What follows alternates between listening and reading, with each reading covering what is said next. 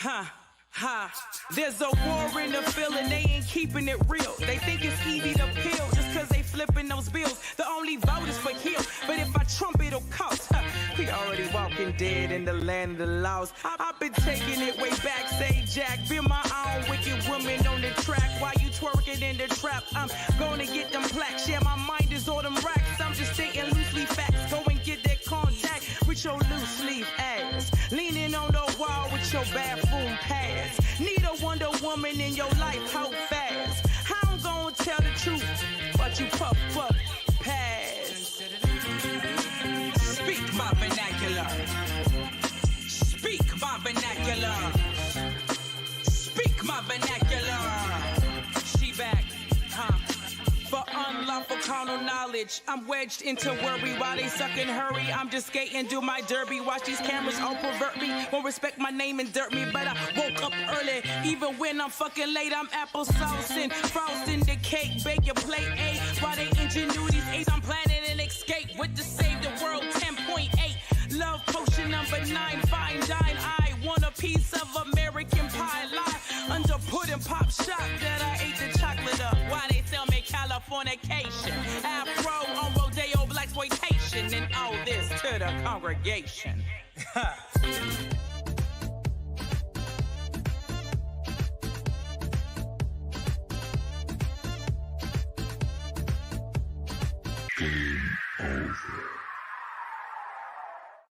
From the heart of the city to the outer edges of the Beltway and beyond, this is the District of Misfits show, the drinking show with a podcast problem. This is your guide into our unique and beautiful city, the good, the bad, the ugly, as well as the funny and straight up ridiculous. Told by us before someone tells it for us. The opinions expressed on this show are our own, and we make no apologies.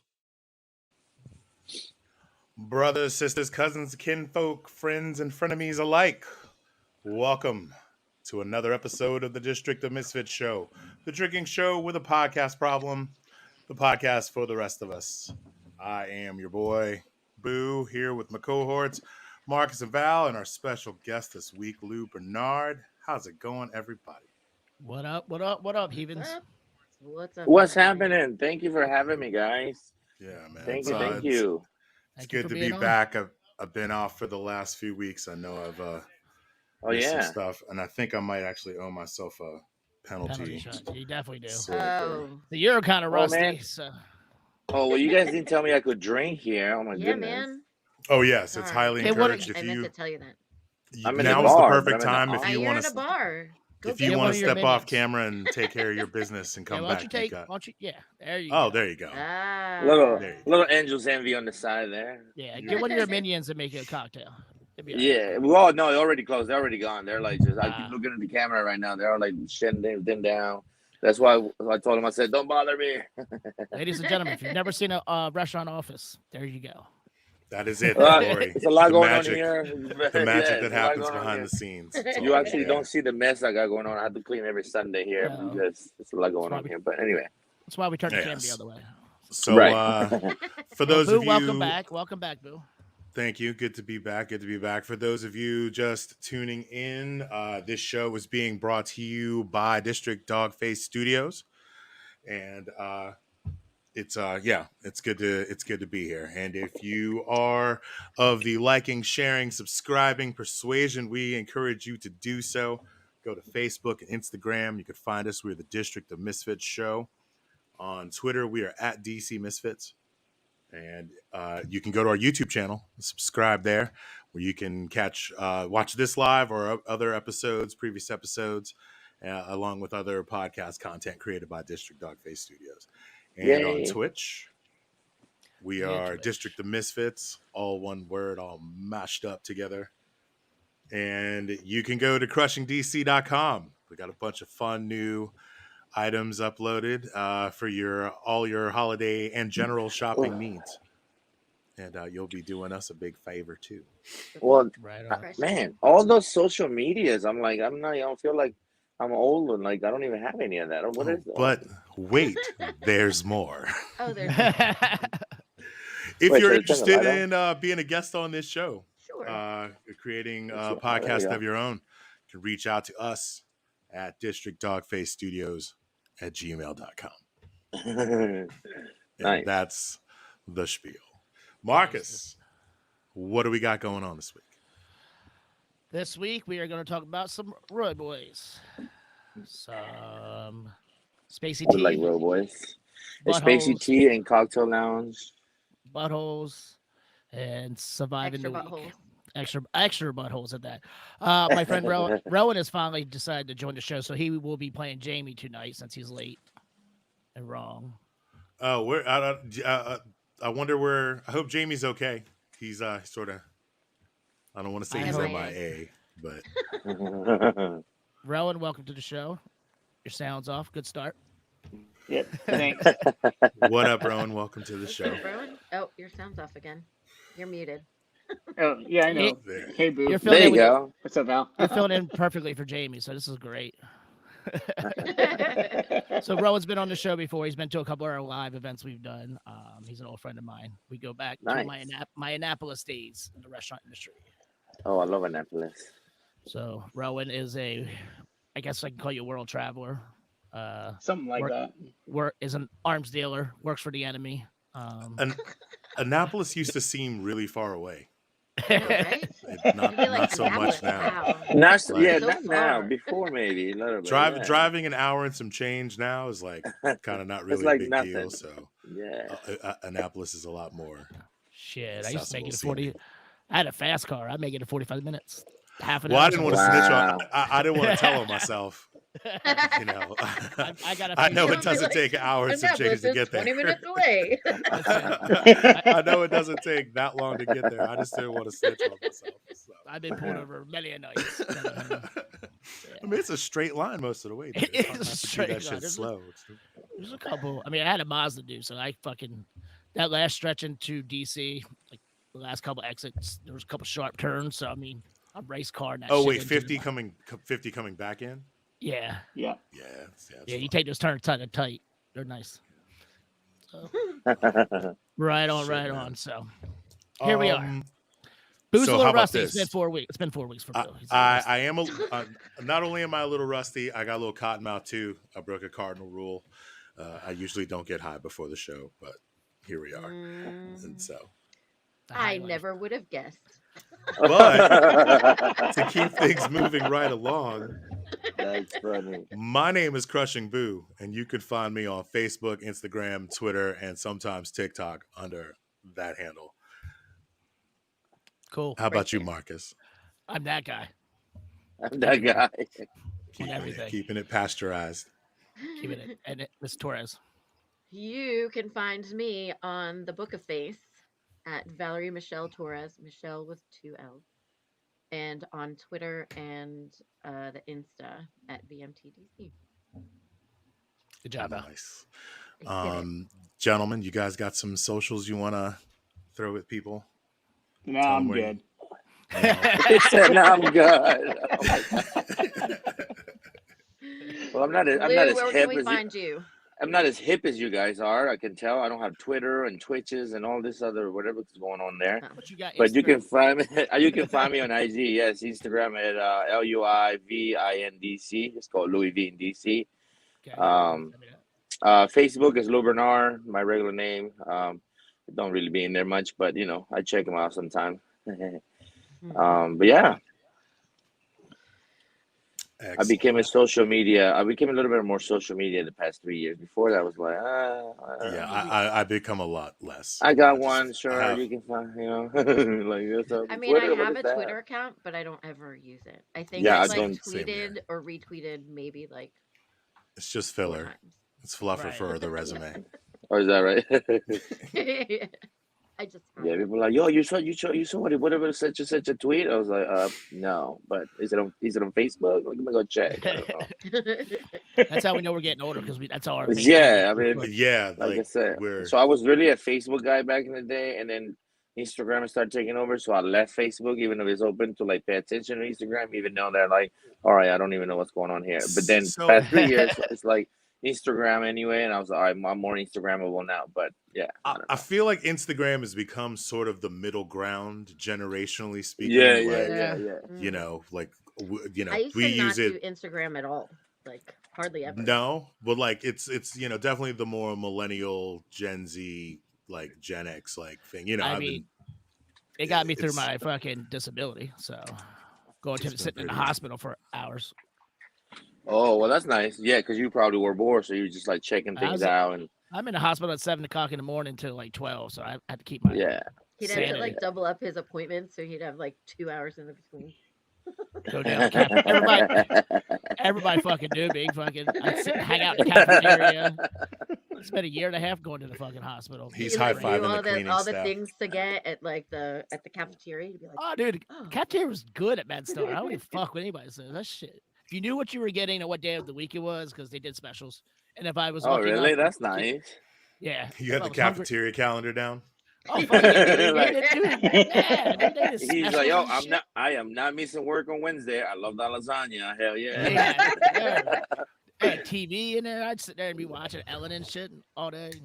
I love Ellen's show. Oh my goodness. Like, I didn't know nobody else would like that shit. I love Ellen's show. I'm gonna be honest. I'm a huge fan. I'm just not like, I don't know. You know how many times, even when I got to social media, I'd like send her messages and then like, I never got any response, but still watch it though. It's okay. Fuck her then. No, I'm just kidding. I was gonna say it's because she's an android, or actually after like when you watch like the Men in Black movies, yeah, she could be an alien. Yes, she could low key be an alien. It's the eyes to me. I'm like, she could be a snake person or she could be person. like her eyes are so like light blue. Yeah, she could. She might be like half space jellyfish or some shit. Like I don't know. What? Anyways, safe jellyfish. words. Have you guys been doing safe words? Have you needed safe words since? Last week, definitely. Jamie almost used it. He almost used his safe word last week. Register. So yeah. 12. We use safe word. We have safe word. All right. Well, Marcus. Boo. I took the liberty of writing mine down in the notes so I wouldn't forget. Mine is it's that time of year. My safe word is fruitcake. Is what? Fruitcake? Fruitcake. Fruitcake. I'm going to go with pony. Ooh, well played, sir. Kaiser. So hold on. Well played. I'm going to go with a lemon. Lemon. All right. Wow. Lemon. Oh, I'm gonna have to go with Yuletide. What? Yuletide. All right. What does that even mean? What's that for? Nice. Smacking yourself in the head for. It's my job. It's like Christmas time, Yuletide. Oh, I know what it is. It's just okay. I see what he's saying. It's a weird word out of context. Right. For sure. But it's my safe word. I can make it whatever I want. Oh yeah, dude. This is a safe space, man. Like you go for it. So Lou, we have some rules about the safe words. It has to be only one word, and it can't be a proper noun. Oh. Yeah. Right. Okay. Well, I'm feeling. I mean, shit. Just look one safe word can be. Huh? Just look around the room. Look around the room and safe word. Crouton. There you go. Boom. I like that he said, "Look around the room," and I did. Crouton. There you go. It's a trick we picked up along the way. Like it's literally what we do almost every. Is that right? Every show. Every show. Yeah. It's a rarity when we actually. It's a lot unless you're really inspired with your safe word. Like you've been sitting on a good one for a while. It's usually that's what it breaks down to. Just look around the room. Oh, nice. Well, this is definitely an inspire word for me. It means something. So not because it's in the room, because it is in the room. That when he said, "Look at the room," I said, "Oh shit." But yeah. Anyway, go ahead. I mean, if you have inspiration you want to share about a crouton, I mean, by all means. I'm curious now. No, it was a breakup of a relationship. But we stay very good friends, and then pandemic hit us, and then we were like, okay, well, we can't break up right now. We might as well die together. So we decided to be crazy since we were we didn't know we were going to shut down for 4 months, at least me. She also didn't have no job because obviously her company closed down. So we were just looking at each other's faces, even though I have my place, she has hers. So I don't know. We decided to take a nice little ride all the way to Toledo, Ohio. Okay. that to what it meet meant? up with this. Okay. Yeah, and That would be enough. Go to break on. me. I mean, and there's then and we got there, and I'm like, what are these people? The first question I asked, we went there and met with this one guy, for a specific reason. I'll come on to that. And the first thing I told the guy, I was like, so you live here? He's like, yeah, I'm from here. He's like, what do you guys do here? He's like, what do you mean? Like, there's nothing here.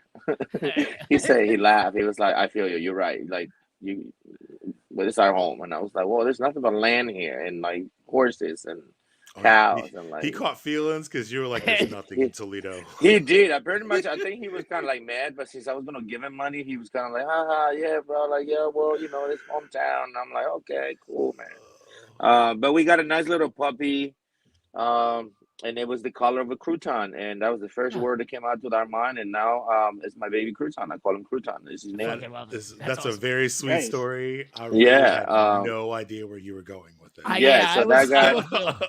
So I'm gonna she go- said so when I said we were supposed to be kind of like on the way to break up, and then pandemic happened, we sit down. She's like, "Hey, I want a dog," and I said, "I love dogs. I grew up with 2 dogs and 2 cats." I was like, "I love animals in general, anyway."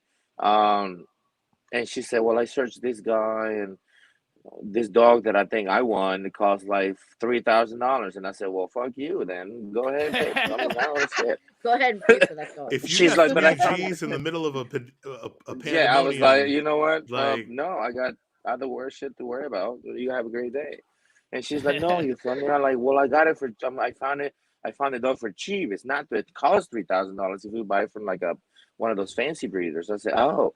And so, well, how much is the dog? Like $600. And I say, oh, let me see the That's picture. And doable. when I saw the picture of the breed, I said right away, I said, oh shit, it's gonna look like that. Or even if it doesn't look like that, it might be different color. Fuck it, let's go get him.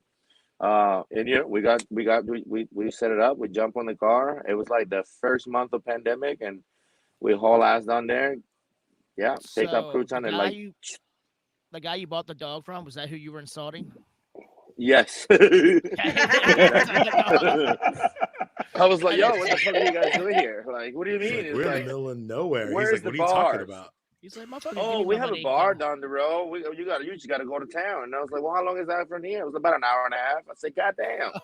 I said, all right, well, that's good. An I'm hour and sorry. a half for a bar? Yes. All right, Yes. so if I That's from the crazy. area that his farm was, you had to drive. I mean, we drove so much, we didn't see shit else around us. I didn't calculate it was an hour and a half. I just know it was nothing around us, and then boom, we got to like a road, and then boom, this man has like a big ass fucking farm with like, I mean, fucking huge farm. So I was like, okay, this guy got money, one, but what does he do? What does he do with his money? Like, dude, yeah. if it takes you more than 30 minutes to get there, you can no longer use the words around here.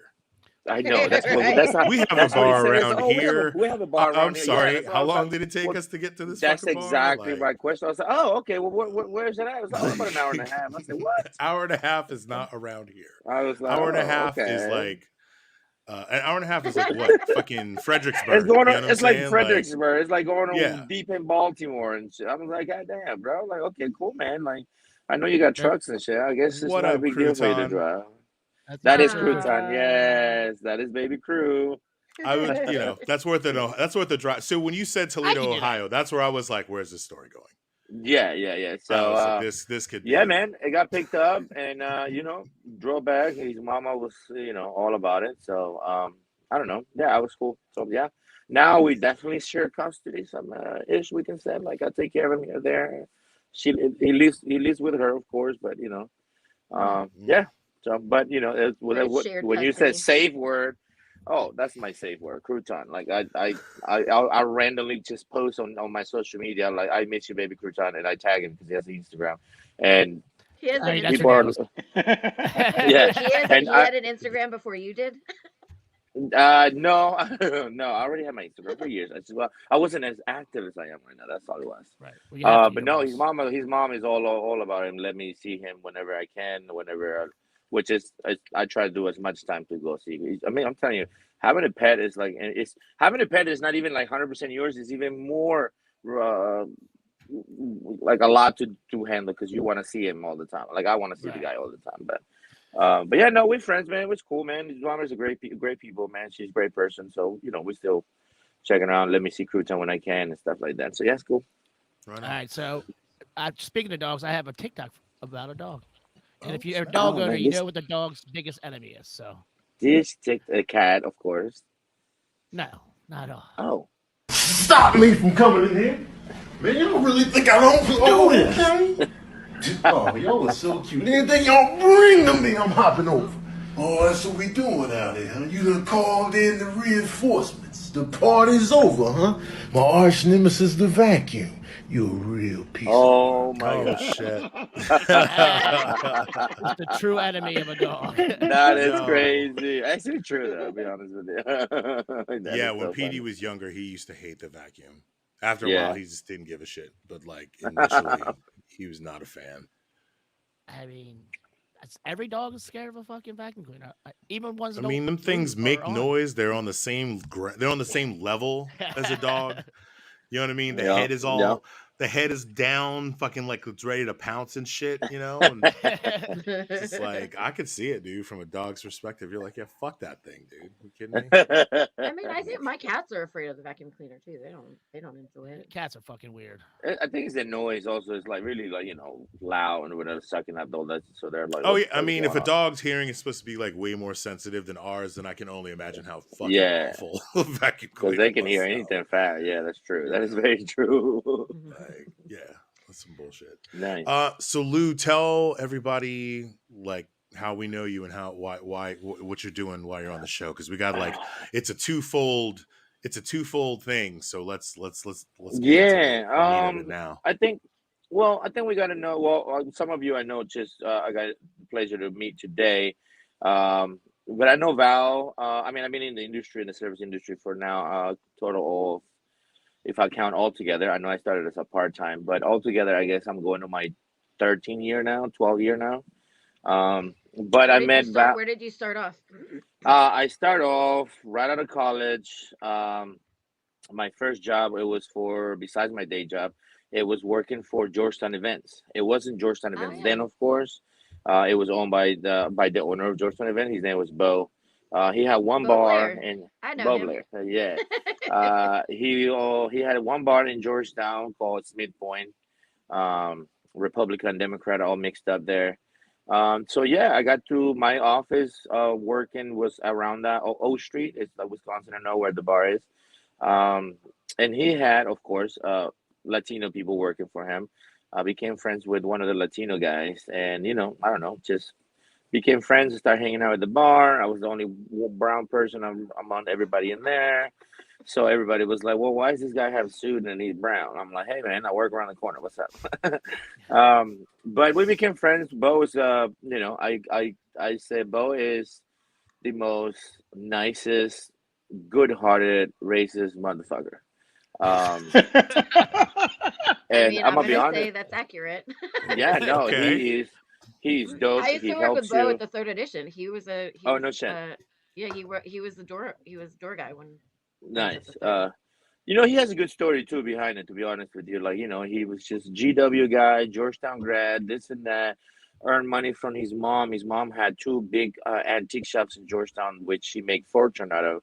And when his mom decided to hang the boots, sold like I think all three of them and kept one for a little bit, give him all the money, and he was actually working for the owner of the previous midpoint, and the owner of that was not really giving a fuck anymore. And Bo was like, "Here, man, here's some money. I'm taking over."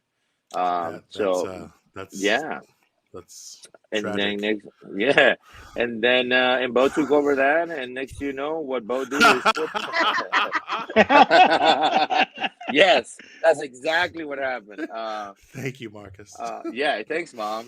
Which I got to meet his mom too. Mom is a very, very nice lady. Very Thanks, nice lady. Bo's I'm gonna be mom. honest. We appreciate you. Yeah, very nice lady. We appreciate Very you. nice lady. Very nice lady. Yeah. So I ended up hanging out there so long. Then one day he came. He said, "Come on, man, get behind the bar and start helping them out." And I was like, I I'm just got out of drinking. work. Get behind the fucking What are you talking about? I'm got my suit on. Like, I'm just here for happy hour." And he was like, one of the guys that I ran his entire business besides his managers and all It was this guy named Claudio. Claudio was a Mexican guy, very amazing guy. And Claudio was like, he's like, Claudio, we need this. Claudio was everything. Even though Claudio was never a manager, never were management pay, no nothing. He was just hourly and then tip.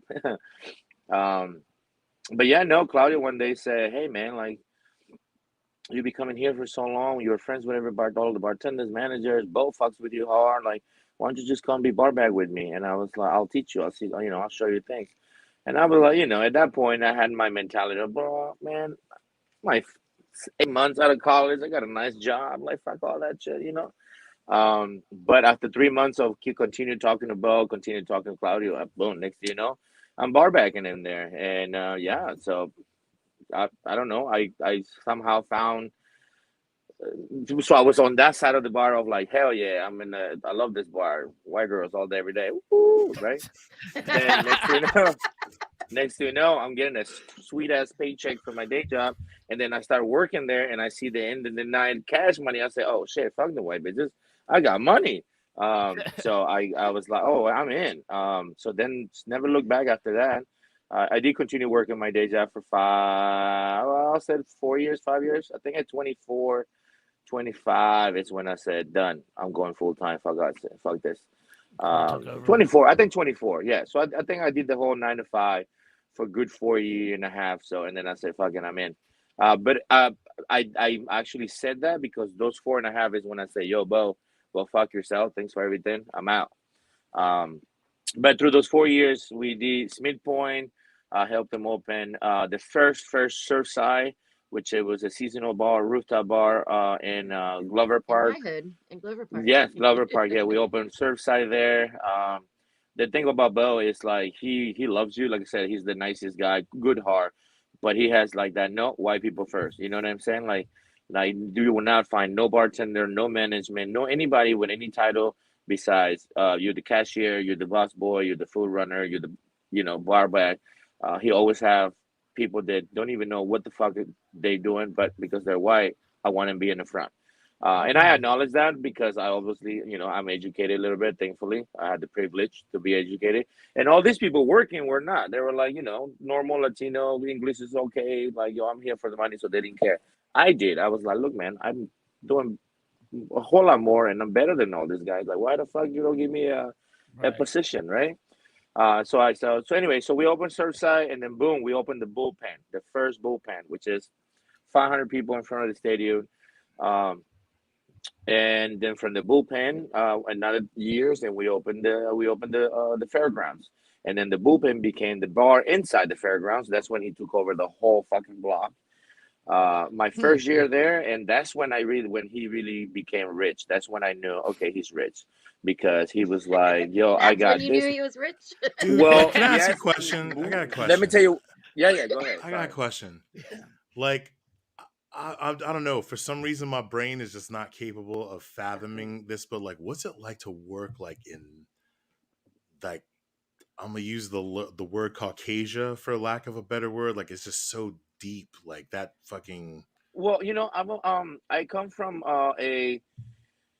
an all black neighborhood, an all black elementary, an all black middle school, an all black high school. I mean, I went to University of Maryland, so that's when I started seeing like, oh shit, there's other races. That's what's up. And then so me. First of all, that's some DMV shit. Like that is the real DMV. Yes, see, like I for said, real. Because I've talked to people from all over the country, and this shit's the total opposite. Like they no, never yeah, met no, a person I of am. color till they went to college. Like, yeah, man. I mean, I'm gonna be honest with you. I met a college part will teach you culture for real. For the white person, for the Indian person, from the black person, from the Latino person, whoever you are, if you go to college bar, there's culture there, and I fucks with it. That's why I represent Maryland Term Nation all day.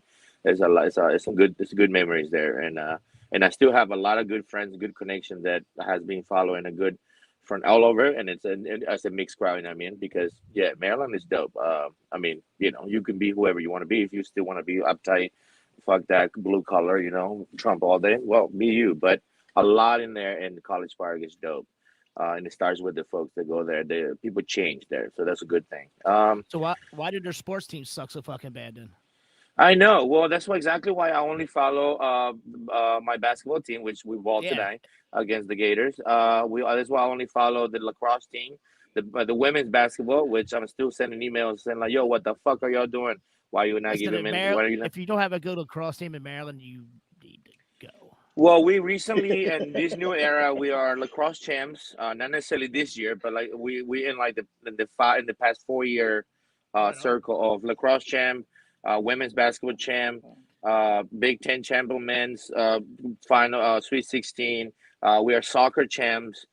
We are baseball playoff, and then nothing else. Football program, unfortunately, before my time they suck. Through my time they still suck. After my time they still suck. So that's why I cheer for LSU. You know, my college but football Lou, team is the Tigers, LSU Tigers. Man, to be honest. Maryland got a bowl game in New York, so they're not that Yeah, bad. but It's not a bowl, but it's it's still like a I bowl know. game. I don't What know. is Like, it? Is it the like? Is it It's what? the What Yankee is it? Bowl or some shit. It's the it bowl, was whatever bowl is playing in the Yankee Stadium, yes. I forget. like the I'm gonna be honest Pinstripe with Bowl or you. something. Yeah, Crouton's ball is more fun to watch than Yeah. that game. you know, So I'm okay with that. it's Crouton's the ball is like, it's yo, the man, Ben like, and yeah. Jerry's fucking mint chocolate chip Make bowl. chocolate, yeah, exactly. So yeah, man, I don't know. So then, yeah. So after the first year, the reason I said this is when I know he became rich is because as he was like, "Hey, Terrap's Nation, baby, there you go." You see what I'm saying? As a owner, I feel like as a owner, no matter how much success you have, you should still be present there as a face. As like I'm there at least.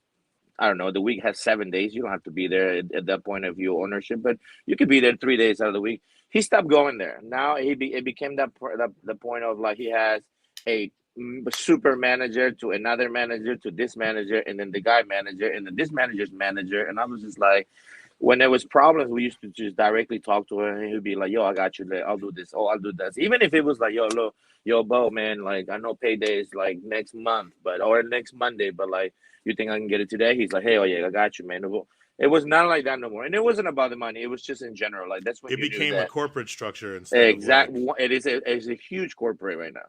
yeah, And that's, I mean, and don't get me wrong, business is business, man. Like, you know what I mean? But as a person, you know, you can still be a corporate, but as a person, I feel like you should just still be, hey, man, I'm all about working. That's what I did. That's where I got what yeah. I got. You know what I mean? Well, So, once you stop showing up, all you see is yeah, numbers on a man. And then spreadsheet. I had You know, some, yeah, exactly. And I had some situations with their manager and the other manager and this manager and that manager. And I got like one of those like I sat down and I looked around and I was just like I built this shit and you motherfuckers don't even know what the fuck you're doing. And but you are my boss. I was like, oh, I don't know, I gotta go. So I said peace out, and then I left after the first year of Fairgrounds being built. I rolled out and I ended up in Madam's Oregon Blues Bar, baby, working for another nice ass, racist ass guy named Bill Duggan. hmm, Oh, I know. I'm the gonna be man, honest with you. the myth, the legend. I'm gonna be honest with you. Again, the dude is dope. The dude is very good heart. The dude will do a lot of things for you. Yeah, he is racist as fuck. Yeah, use it as his own benefit. Yes, he has a lot of issues, but the dude is legit. I'm gonna be honest with you. For all the hard 4.5 years I worked for him, I can say fuck that guy. But you know what? If he says, "Can you help me?" I'll be. If he says, "Can you help me?" I'll be the first one to say, "Fuck yeah, I got you, bro." Because yes, I seen what he done for other people. I seen what he done to other people. But he's always been like, "Yo, man, you know what I mean? Like, if you under his roof, you're a fan. If you're not under his roof, no matter what color you are, especially if you're black, then you fucked." But yeah, that's yeah. Madam's Oregon was the next chapter, and that's when I said, let me just learn. He was not like, "Oh my God, no, I need white people." No, he'd be like, "Yo, yes, I experienced racism right away," because he says, "You're gonna work the lounge, you're gonna work the club level, and definitely you work in the rooftop. Only you." And I was like, "Why the fuck you?" "Because you look Highlander." And I was like, "Wow." I said, "All right, cool, man." I said, "So no problem. Long hair, Highlander looking. I'm Latino, by the way." He was like, "Who cares? Just go." I'm like, "All right, no problem." So Tuesdays was my rooftop shit. Sunday was my rooftop shit. Wednesday was my rooftop shit. I was on the mix of the club level, which is the metal level, which is also like karaoke level. I was on the mix on that between the other days. But I will never bartend the dining room bar, or I will never bartend the live music bar. He wanted the gorgeous black girl or the gorgeous white woman, nothing else. Still is. Yeah, I used to work next door. Well, I worked at Madam's I was security there for like a hot second. I used to Oh no shit. post up right on that first landing in the dining room. Those Nice, stairs nice. right there. That's what's I up, hated man. that shit. Wait, we never met before? Are you sure we didn't work together? Are you sure? So this was back in like '98. This is a long ass time ago. I was talking. But then I worked next door at Asylum. I worked next door at Asylum for 10 years, so like I'm very familiar with Madam's Organ and the staff from that era. I've spent a considerable amount of time in that building, so it's funny when you talk about the roof. And I used to live above Joy's Nails. Yes. And my cats would get out. I used to get my mani-pedis from there. My cats would get out and they would go up on the roof and they would fuck with people on the roof of Madam's. Like I would get calls from my friends that were working. They were like, "Yo, come get your cats!" Like they're fucking walking around on the roof meowing at people and shit. Yeah, man. So I feel like you guys are probably cross paths. Maybe we have, man. Yeah, I mean, I don't even know. I'll be honest with you. I mean, Boo also used to work at the Reef. So. Yeah. Okay. I love the Reef. I mean, I was in Madam's when the Reef was still the Reef. So yeah. Okay, so yeah, dude. If nothing else, we probably ran into each other somewhere. Yeah. Maybe that's probably true, man. In the wee hours, you know what I'm saying? Like, that is true. I used to have a lot more hair. Oh, is that right? Yeah. So I want to show this. I want to show this picture. Oh Lord. Now I pulled this off. Bill, I was building our new price sheet for the studio, and I need a picture of you, so I went to your Facebook. And I pulled this picture, and I don't know if this is photoshopped or what this is, but you're so cute and sweet and innocent looking and small. Did I build it up enough? This is fucking waiting. Wow. Okay. Wow. Look at that. So somebody. Bro, I'm pretty sure we crossed paths before. Like I can. So somebody made that. I mean, that has to be like Photoshop. No, yeah. It is. Somebody made that. This guy Tony. That was during the Trump years. Shit was insane, and people were talking mad shit, and like, one day I went on Facebook and was tagged in this picture, and was like, I think I might have even made it my profile picture for a minute. For a little bit. Give it a good run there. Thank you again, Tony. I think that should be your profile picture again. Dude, you know, it's. I got the sweats when you were like, "Yo, I got this picture, boo." Well, I'm not allowed to bring the wedding pictures back. So no, come on, those were the best. He played a trump card that he did. I forbade it. You forbade it. No longer those allowed. Those are to play hot that. pictures, boo. Hard line in the same. Yes, but you used them for evil, and so therefore you're not allowed to use. You use them against him. Not in his his favor, more against him. That's not cool. The best was that it was actually our guest the day that we had our friend Caitlin on, and she is the one who found those pictures. Oh, look at that! Like, look at these pictures, boo. That was awesome. Oh, that was so good. evil, I say. Anyway, okay, so you were at Madam's Organ, and then where did so the path lead you after that? Man, I spent good years in Adams Morgan in general. I left Georgetown, of course. I was living there too on Wisconsin and Wisconsin and P. So I moved to 16th Street, and that's when I was like, oh, this is my neighborhood. This is where I should have been all this time. Jeez. And that's like, I don't know. I feel like I fit in right in. Just Madams. Like I said, I got to learn even more of what I needed to learn, which it was, more bar, more service. 98 to 2008 was the golden age of Adams Morgan. Really, mine was on the 2014, 15, 12. 12, 11, 10. Yeah, let's see, 11, 10, 11, 12, maybe 2010. 13, 14. Yeah, about, yeah, yeah, Before that's, the shooting started, like there yeah. was a point in time where someone getting shot on 18th Street was unfathomable, and then Yo, I 2010 worked. 2010 hit, and it was like There was constantly. It was So when I ridiculous. worked at what is now Shenanigans, it was called Morgan's for like a hot second, for like 5 months. Morgan's, yeah. And so I worked there for that 5 months. There was a 12-day stretch where there were 8 shootings Only so. on or around 18th Street. Like it was right when the weather turned, so it was like nice out, and like everybody just like people were like acting the fool. See, And but I back was like, then, dude, you didn't do this that is shit. 2008. You This went is like out and you got laid. Like you it didn't. was Yeah, facts, crazy. facts. I was like shocked. I I was was like, like, why but do I need a I gun literally while was. I'm It was hollering? when Like, they this would is have crazy. like the cops all there, the fire trucks all like right on 18th Street. You know, like the Shenanigans now is like on the top of 18th Street, Yeah, yeah, right 18th in the and corner. Columbia, and I was like terrified. Like we would close at 3 o'clock, and at 3:05 I was out the door. I'd be running down the street to the Blackguard, and like I'd just be like, I feel safer on like 18th in Florida than I did on 18th and Columbia. In Eternal Like, Glory, yeah, that whole area, it was like, yo, we closed 3 a.m. and then you come out at like 4:40, 4:30, and it was like people everywhere. I was like, yo, what the fuck? What bar is open? None. It was just motherfuckers no, like it's left just and right people on the just hanging street, out and like like acting just the chilling. And fool. I was like, God damn, it's like we closed an hour and a half ago. Like motherfuckers is still out here. Like what? It was wild. But you're right. It's right when the weather is like it's about to be nice, summer style, or it's about to be cold. So it's right before like the cold, like before fall gets there. Motherfuckers Hmm. out there into like 5 a.m. and like you can just start seeing people like kind of like emptying out the street. And I'm like, God damn.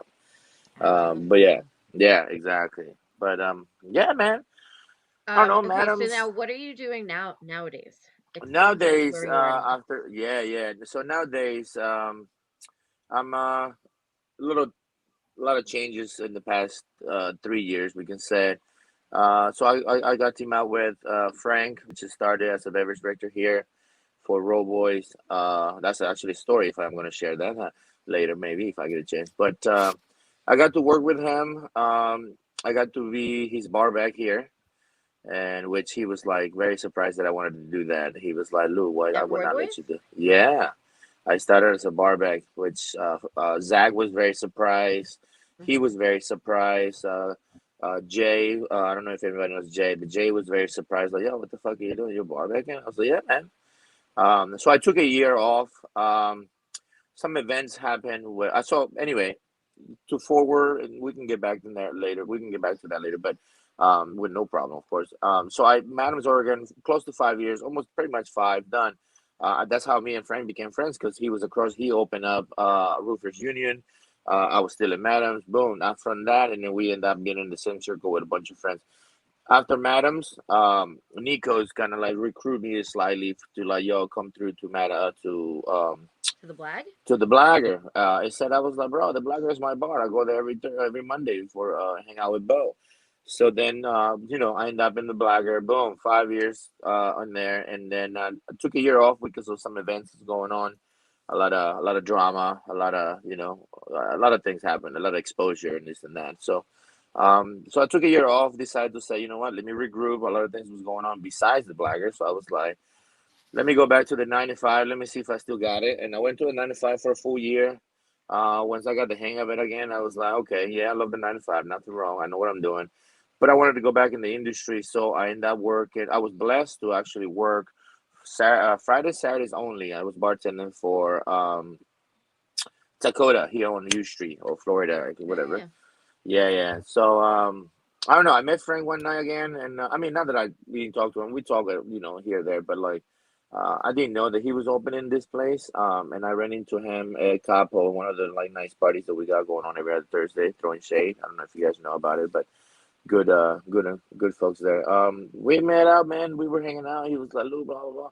He said, "I'm opening this thing in like 3 months," and I was, "Oh, that's what's up. Like, what are you doing?" That's all, man. 9 to 5, and I bartend upstairs. He's like, "Oh, he was like, man, I wish I knew I could bring you in." And it's like, so what are you looking for? He was like, nothing, man. I got the staff. Frank is even if he hears that, I don't care because I tell him all the time. He has that. the ability to be able to talk. Like he talks so good, and then it's all bullshit. But Uncle uh, Frank, Uncle good old my Frank. man Uncle Frank, Frank. I Frank was was a with him. guest on our show before. Nice. I was with him last night. Anyway, but yeah, Frankie will tell you like, man, we'll tell you like the world is this way, and then it's like, no, you bullshit. It's not that way. He's like, all right, but well, it could be that. I'm like, all right, but well, it could be. It's different. All right. Anyway, so he said, yo, man, I got all my staff. I got this, that, this, that. You know, he's like, yo, all I need is a bar back. And I said, shit, man, when is training started? He was like, probably in the next month. We got 3 months in construction, and the next month was. I said, well, hit me up. He's like, no, you gonna find me something? I said, yeah, I found you a bar back. He said, bad, like for real? He's like, yeah, I found you a bar back. You know what's up? It's so cool. They say I'm gonna be the bar. I say I'll find you a bar back. Uh, uh, as he said, a month and a half passed, and he's like, "Yo, Lou, what's up, man? Yo, we ready to start training, man. You got the bar back?" I said, "Hell yeah, dude. I'll send you. I'll send you. What day you wanted to come to start training?" He said, "Yo, this day, 4 o'clock." I said, "Bet we're gonna meet with the owners and everybody." I said, "No problem, man. He'll be there." Bet. Little did he know, I'm walking in the door like, yo, knocking on the window. And he was like, yo, what's up? I said, well, I'm here to bar back. He said, hey, shut the fuck up. I was like, what you talking about? He was like, no, like, where's the bar back? I was like, I'm here to bar back. He said, like, look, stop. Like, you're manager, you like run bars, but you're not bar back. And I was like, who the fuck? Why not? What's wrong? Is it bothering you? Like, you don't want, you do not want to hire me? Zach was there because it was all the bartenders. Zach was one of the bartenders opening there, so all the bartenders was there. Like there was no bar back. They didn't have none, no, not one. I wasn't like the third guy. Like I was. There was no bar back at all. Um, and Frank was like, "No, Lou, like stop bullshitting." I was like, "I'm not bullshit." I called him Frankie for years. No, Frankie, and probably the only one to me. I said, "No, come on, Frankie. You know, Sam, I'm not gonna lie, man. I'm the guy." He said, what happened to Dakota? I was like, shit, if you hire me, fuck Dakota, I'll come over here. He said, but you bartender there. Like, so what, Frank? Come on, man. Like, he was like, all right, man, like, I'm serious. I'm serious. So, boom, I walked in there, say hello to some people that I already know, which they were like, yo, what the fuck? You gonna bar back? He's like, yeah. So they talked to the owners, blah, blah, blah, no problem. Anyway, training started happening, this and that, this and that.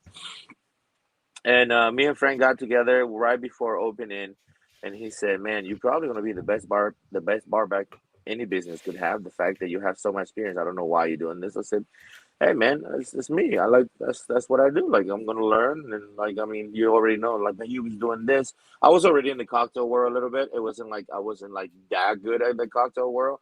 I wasn't horrible. I was working at a place that wasn't really having that much of a exposure in business, so I was pretty good, whatever. But and he knew that, so he was like, "Oh man, you're gonna pick up a lot of things here." And I said, "Excuse me." I said, "I got a deal for you." He said, "What's up?" And I'm not trying to be disrespectful or nothing like that because I love everybody here. Now that we train like for a straight month in this bitch, build the shells here, like we build it pretty much with some of the bartenders in Frank.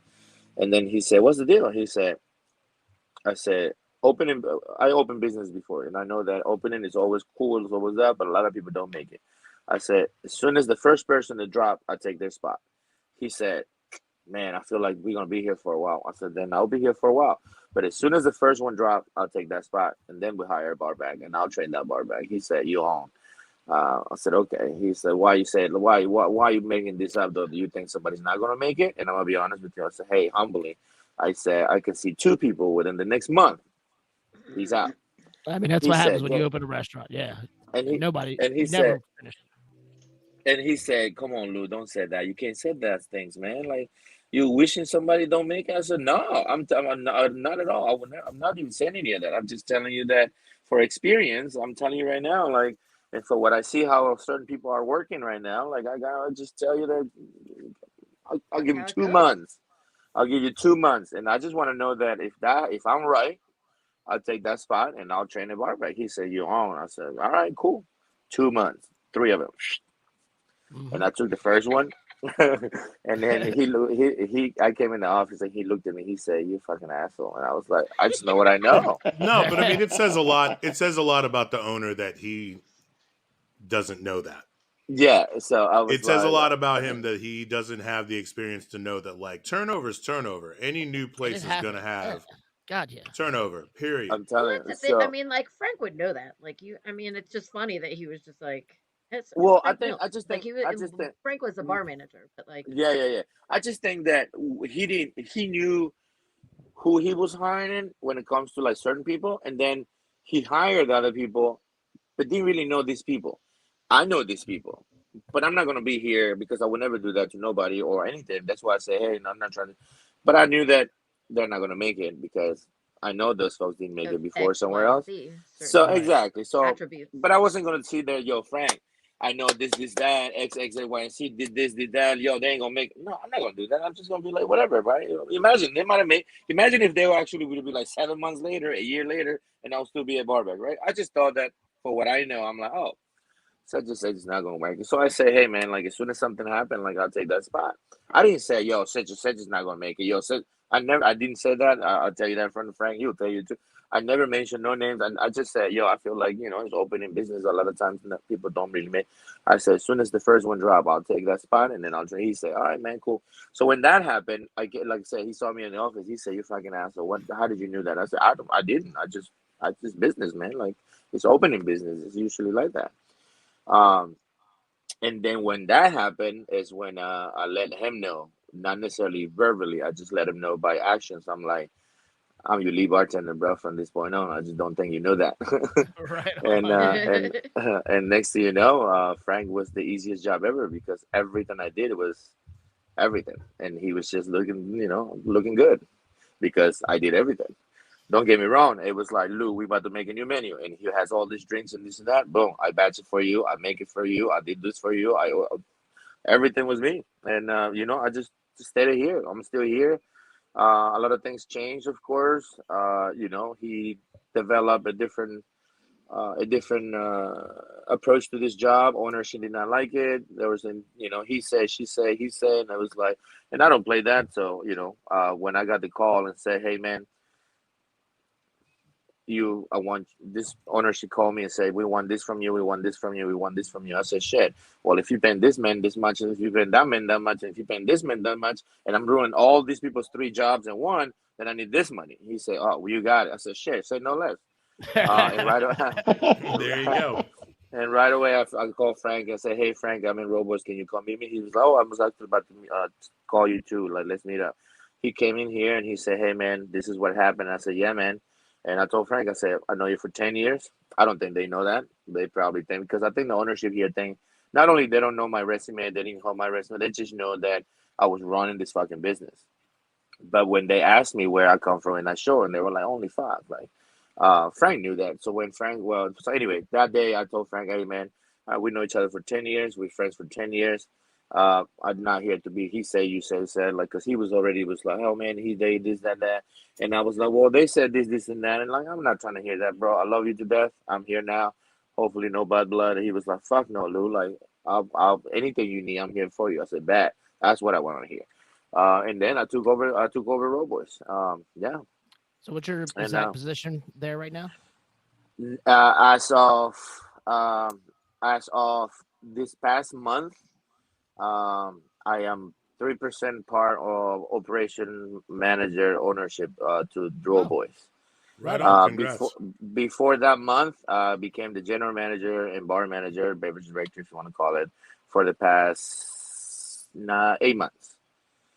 Before that, it was pandemic. We was just coming back. We was just trying to think. There was a GM here. They realized that he was also not doing. He was coming to work 1 day a week. So they figured that out, and they say, "Hey, man, like that's exactly why I say, well, if you paying your GM this much money and he's coming 1 day a week, and you were paying somebody else that much money and he's not here, I say, hey, man, I'm gonna do all these 3 jobs, which I've been doing. I need this money, and they were like, hell yeah, you got it. But after Real shit. that, after that they approached me and he said, hey, man, like I'm gonna be honest with you, this, this, and that. I know that at the end of the year is when you're probably gonna see any type of fruits, any type of But we want to give you 3%, this and that. I say, hey man, let me think about it. Let me talk to my law legitimate side of people to see, make sure I'm doing the right thing. But yeah, man, we figured it out, and yeah, that's the past month. That's what they offered me, and I took it. Right on. It's funny because I Imagine talked, someone going yeah. from, at the same establishment, you like start as barback and now you're like, I run this shit. Well, I started as a bar back because It's just me, man, and that's what I show here. I'm not gonna call like, yo, you know that guy. Like, no, I'm not gonna do that. But I think that everybody that worked through here, it was everybody had a different mentality. I'm no better than nobody. I would never say that. I would never say that. I didn't say it before. I would not say it in the future. I'm no better than anybody. I just do how I know how to do things. And I think that people here were like, work. Oh my God, work. I'm like, work, motherfuckers. Let's go to work. What's up? And that's me. I'm work. I'm work. Someone told me like, oh my God, you the GM at Roboy. So how you gonna do the pop up? I'm like, what do you mean? Well, you don't have time. I said, what is time? Well, you tell me what time means to you, and then I'll tell you if I have time for you to listen. Because I have time is nothing. It's what do you want to do with that time? Right. I did the pop up. I show ownership that I still got this. I did the pop up. I blew up. After that, I changed So explain what the pop up was. It was during the the pop. summertime, and it was what? Yeah. So Frank started this as the cocktail program. Anyway, he started this with his own knowledge, with his own image. Of course, every beverage director in the city that gets hired by a brand new business, they turn it into like what you want to have and what you want to represent. Frankie came from Jack Rose at that point, so he brought a lot of whiskey knowledge, this, that. The cocktails he had was a lot of whiskey involved, plus a little tequila. We used to have one tequila in the show. That's it. We used to have one gin. That's it. One mezcal. That's it. But shit on other stuff. But which, hey, again, the cocktail program was dope. Very successful. Not only I learned a lot from that, not because of what he did, but what he was not doing. I was, oh, I'm gonna do that. But when he took over, I changed the cocktail situation here into Latin American spirits, not American in general. Not only that, I changed the menu as well. We decided to come back from pandemic to still be roll boys, but a little bit smaller, and then we infuse it with our chefs. Uh, she's a Mexican lady, so we decided to bring her food, which is our authentic street style Mexican tacos, like straight street What? food. But yeah, Hold that's up. what we have. It's I called didn't know you Rita's guys switched the tacos. menu up on Yeah, me. because the last time we were there, What? Yeah, we just had like yeah, it's called. No, wings. we It was had like, tacos. It's Marcus, you yeah. had tacos do there. we have We tacos? Not have street we tacos. Yes, yeah we yes. are street style. This is You no had the American. lamb This is taco. You no. kept saying how good it was. Yeah, this is not Yeah, but his no whole menu is guacamoles, now no Yeah. Now they guacamoles, switched no it. sour creams, no pico de gallos, no no lettuce and American cheese, bullshit. none of that shit. None. It's strictly how her. She's a 45-year-old lady. She was a sous chef when our main chef started Roll Boys, and pandemic. Our chef said, "Fuck, I'm out." So our ownership was like, "Hey man, you've been doing all this. You think you can?" She said, "I mean, yeah, obviously because you know she want to That's what work." I do. Right. That's But what I do. pandemic, yeah, exactly. But pandemic hit us, so she was out of job. Which I'll come out to that and how we survived pandemic. How I helped the staff, but she was surviving selling her tacos out of her house. Fuck yeah. So See, when we decided to go ahead. go ahead. No, go. Oh, no. So when we decided to come back, we had to eliminate a lot of a budget from here, which it was oysters, some other stuff, brunch, this, that. So we opened it with just our best sellers when it comes to, because we got very popular with chicken sandwiches, being fried Mm-hmm. chicken in general. We have different styles, this, that. We're known for Nashville chicken, which is spicy chicken, but Nashville style. We're known for chicken platters, this and that. And of course, the cocktail program, right? So we came back with like minimum things, and then we decided as we were going a little forward, we decided, yo, man, we gotta add things. We're not gonna add the oysters. We gotta think of something. And so the GM that was still here then at that point, me and him, we sat down and said, yo, man, like I'm gonna be honest. He said, uh, yo, let's sell tacos. And I said, oh shit, you know what? That's not a bad idea. But he said, yeah, man, let's do Taco Bell style, but a little bit more luxury. And I said, no, fuck no. Why the fuck would we do that? If we're gonna sell tacos, we gotta sell legit shit. And that's Real when, shit. Authentic. yeah, and that's when we said, wait, doesn't it Margarita? Margarita is the name of our chef now, sous chef Yeah. back then. I was like, isn't it Margarita was selling tacos and shit? So we had like, Margarita used to sell tacos. She was like, yeah, you want to put an order? And me and look at him. I said, yeah, man, what do you got? He just said, oh, we got al pastor, we got this, that. Yeah, man, let me get 4 al pastor. This, that. When can you deliver? She was like, I'll bring them tomorrow. I'll cook them home. She brought them the next day, fresh, hot. And me and Melvin was the manager at that point. Me and Melvin grabbed the tacos, and we said, "Holy shit!" I said, "This is it."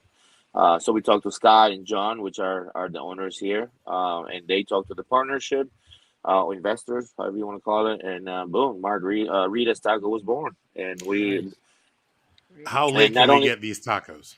For real. our kitchen hours every day. Every day we don't open Monday. Every day we open every day, weekday from 4 to 11. And then we open on the weekends from 4 to 1 a.m. So Yeah. kitchen open is still yeah. And These I are got these happy are hour. important questions. But Yeah, I have a happy soft hour every day. I have a soft Sorry, go spot ahead. for authentic street tacos. I Yes, mean, I went and to Mexico to learn how to make these yes. motherfuckers. What I'm Yes. telling you is So when I like see legit whatever shit, meat you order on the fucking shit on double the spit. tortilla, yes, and then you get two sauces, one green, So one red, good. which is one spicy, one nut, and then they say onions and cilantro is the only thing you see on your taco. Love it. Love Of it. course, And to see, still keep the image of Roll Boys, we did our authentic street style tacos, and then we did a little bit of Roll Boys taco involved. We have one called the Nashville taco, I chicken want that taco, one. which is our Nashville chicken chopped up with our Nashville sauce and a little bit of mac and cheese bites. And then I have a respectful and love for the vegan vegetarian folks. So we have a vegetarian taco, which is cauliflower cooked like it was meat, but it's not meat, and then a little sauce on top that we have here. And then we have the shrimp and then mahi mahi fish, which because we have a mahi Mm. mahi fish sandwich is very popular. So we did a mahi mahi fish sandwich, fish taco as well. So yeah, man, we Woo! we blew up. We blew up, and ever since is there. Which is funny because a lot is coming in the next year too when it comes to Ritas and Bro Boys, but not even two next year. But yeah, man. So that's it. I changed the menu, and that's why I decided to change it to Latin American. And then that's what things happen. I brought a lot of things that You no, got not lengua many on the bars. menu? Got some lengua Uh on the menu? Any Lengua? lengua? So we didn't bring lengua because it's a funny meat. I love lengua, and so see people. Oh my god, lamb tacos, fucking dope. Al pastor, which is a style of pork. Carnitas, a different style of pork. Chicken, carne asada. They're all dope. Everybody knows. But when you say lengua, and then you that Americans, they will love the other tacos, but the lengua, they're like, wait, is that cauto? Oh, so we didn't Yeah, want to like expose it I yet like understand. that, Wait, so wait, we wait, said stop. What's lengua though? It's cauto. tongue. Cow That's tongue. what I Tongue. thought. Yeah. Yeah, so that's why we say, you know what? Even though Margarita's cow tongue is fucking dope, we say let's just pull that off because folks are a little bit. They will Maybe love two the in a sense. tacos, but I don't know about So the that cow was tongue. I was there at Roy Boys with Carl Parker. We went to celebrate the end of my birthday month. And we had Yeah, I those. was here sitting Remember? next to You you. were there. Yeah, Would you yeah. do them as a special? What Yes, do you mean? please do. The lengua. Yeah. The Yeah. lingua? You should have So like we a super special menu for so I people. could do that, but right now I'm already finishing out a couple of different specials that we're gonna add for the winter. So we're probably gonna hold on until the summer, but because we got a couple of items that we're about to add, be in the winter, and it's we were. I'm actually glad. It's a funny story. We were the first ones to bring birria tacos in the area here. I don't know if you're familiar with birria tacos, but they became very Explain it very to the popular. people. Explain it to the people. Birria taco is a style of meat. It's shredded beef. But this is they cook a certain way. It's cooked certain way, and then the juice of that meat becomes this broth. We call it consomme that you get on the side. It's the only taco that we dip the tortillas on that consomme, put Yeah. it on the flat iron, put that meat. The consomme comes with. Put a little bit of cheese, onion, cilantro, and then it's folded, melted, and then you grab that taco when it's served. We give you that consomme on the side in a little nice little cup, and you dip it on that juice soup. Consomme is what it's called, but and then you eat it. And I mean, when I'm telling you, the See, now I'm internet was hungry. go. Now I'm The hungry. internet was blowing hot for birria tacos. Mm. So I'm don't gonna fucking hungry. I'm not gonna Fucking call hungry. names Starving here, now. but I know that as soon as Rita Taco was up there, we put a sign out there for Rita's Taco, Berea Taco, photo shoot. All the influencers that start coming up here. I'm a beyond. I'm not gonna call names, but I have 6 business owners and managers came here from places around my way to eat our Berea tacos. And within the next 2 to 3 weeks, their social media Menus. start advertising. Oh man, we got Berea tacos, and I was like, holy shit! And You I need to was be like laughing. the original motherfucker. All right, I right didn't there. want to say that, but I was like, me and Scott, which is the owner, Yeah, fuck those people. we started All right, talking, and he was laughing. He said, "Lou, you crazy, yo." I was like, Lou, you I'm are telling you crazy. right now, it's I wild." can see it. But I We're gonna laughed, and I was like, "Hey, it is what it is. We're in the business, But I just laughed because I saw it. It's different when you're like, but when you see it, and I was like, "Oh, what's up, man?" Like, yeah, man, and y'all coming to try it, Oh yeah, tacos, man, boom, boom. And then you see a different owner and a different day. You're like, "Oh, what's up, man? Yeah, oh man." I'm like, "What is happening here?" And then Restaurant it took me a owners minute. are It shady. took me a minute, and I was like, "Oh, they come in to try," and Chefs are then shady. All shady. they did it, yeah, man. All But right, yeah, that's how Rita we're Saga gonna do a call started. action, Lou. We're gonna do a call action right here. Yeah. That's you, boo. Oh, I was hoping for a smoother segue, but I'll take what I can get at this point. For those of you who have been watching, we appreciate you. For anyone just tuning in and is wondering what the fuck is going on here, welcome to the District of Misfits show, and we would like for you to take this time to like and share, and smash and subscribe on all your favorite podcast streaming platforms. On Facebook and Instagram, we are the District of Misfits show. On Twitter, you can find us at DC Misfits. You can go to our YouTube channel and subscribe there and check out this episode and other previous episodes produced by District Dog Face Studios. And you can find us on Twitch at District of Misfits, all one word. And you go to crushingdc.com, buy some shit. You'll love our shop. We got a lot of fun stuff. Very excited. I've been reluctant to order because I'm not sure it's going to get here before Christmas. But then I realized the longer I wait, I'm fucking myself. I'm the same. I have my cart has been full for like 5 days. Yeah, I have a full cart as well. I'm probably going to do some hardcore binge shopping after we get off the air. And I like that. keep my fingers crossed. Yeah. And then if you're interested in being a guest on this show or creating a podcast of your own, reach out to us at districtdogfacestudio@gmail.com. Sweet. All right. Let's I'm gonna slow it down a little bit. I want to play a couple TikToks while we're halfway. Yeah, I love TikTok. Let's see Marcus cry. I didn't post. I didn't share my TikTok on the form that I had to fill that. But I opened a TikTok in pandemic. Crouton is in there. A bunch of other bartender stuff is in there. But I'm just not good with the social media, so I just left it there. I don't know. It's just there. I don't remember the last time I posted. I can help you out with that. Just I'll be dope, man. I don't know. Email You know District what? Dog Face Studio, Lou. I was so into got you. it because I didn't have nothing else to do at home. I bought a ring light. I bought this and that, and like Hey, man. I was like, well, I'm gonna do it, and then I got a call by the owners like, hey man, Lou, we opening up. You in? I say, oh hell yeah, let's go. And I just left that shit there. I never used it anything. I swear. So you want to see what made Marcus cry already this week? Okay. I'll start with that one. Yeah. Oh, maybe I should push play. Probably. Maybe. I don't know what's going on. Oh well, that was not play at all. Well, that one doesn't want to play for you guys, so you're not getting to see. So we're not crying. You're not meant to cry. You're not meant to cry this early in the show, Marcus. You gotta get a couple more. You gotta get a couple more ponies in you. Here's some pony energy. I don't know. I told you to Google the fire station. Why didn't you Google? Oh, you up already? Yeah, sorry. I beat the fuck out of you for talking back to me, right? What?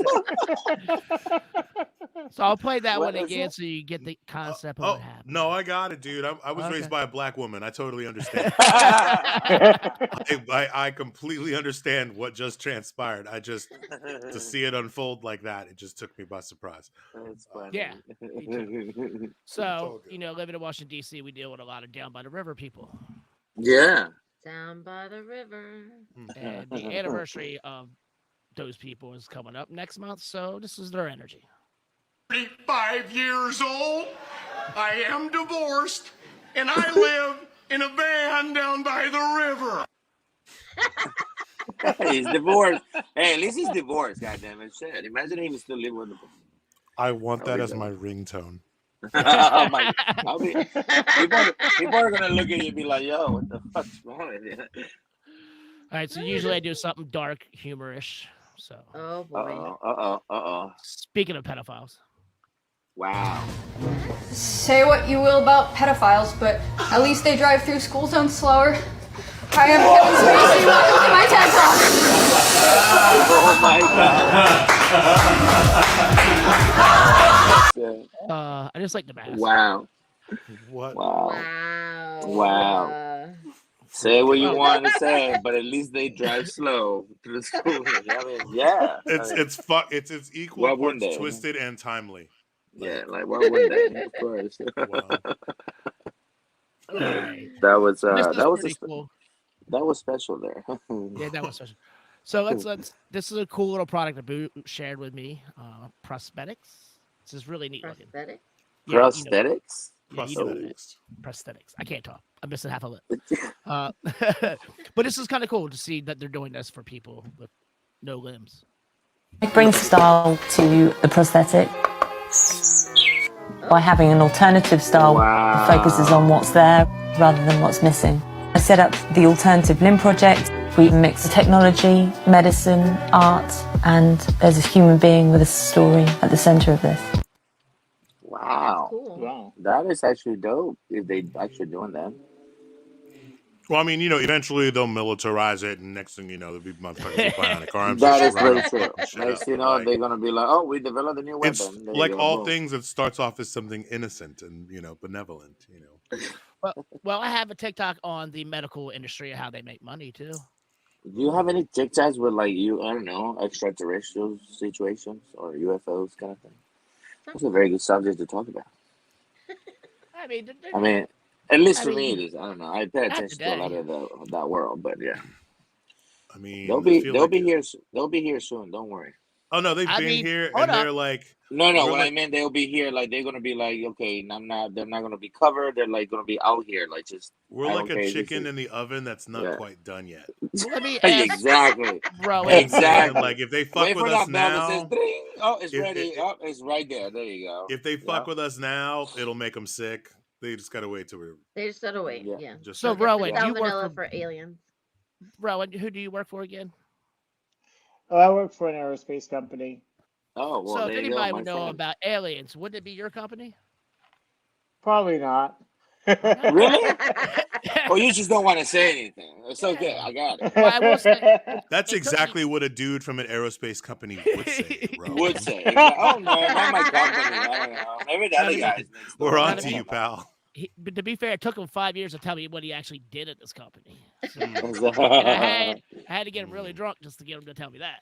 So, Oh yeah, did you record it by any chance? funny enough, Just- I did, just but I in lost case. that phone. Damn it! We went to a Tool concert via his company, and it was up in the spoof, and I had to put my little headphones on because I had brain injury at the time, and I recorded the whole Tool concert, and lost that because I lost my phone. Really interesting. Yeah. So Yeah. you can't arrest me because I don't have it anymore. Yes. Fuck Yeah, you, man. man. But yeah, no, I'm just waiting for them to come down and be like, "Yo, man, I'm your friend," or "Hey, man, we're about to go fight," and I'm like, "Hey, man, yeah, I'm but I ready for wanted you. to, I wanted to see you in person. Now, fuck it, whatever it is." What if they it's come okay. down and they're like, "I'm just an island boy"? Hey, man, I'm gonna ask them. I was like, "Are you from Oak County though, or like what's going on?" Yo, that fucking shit right there.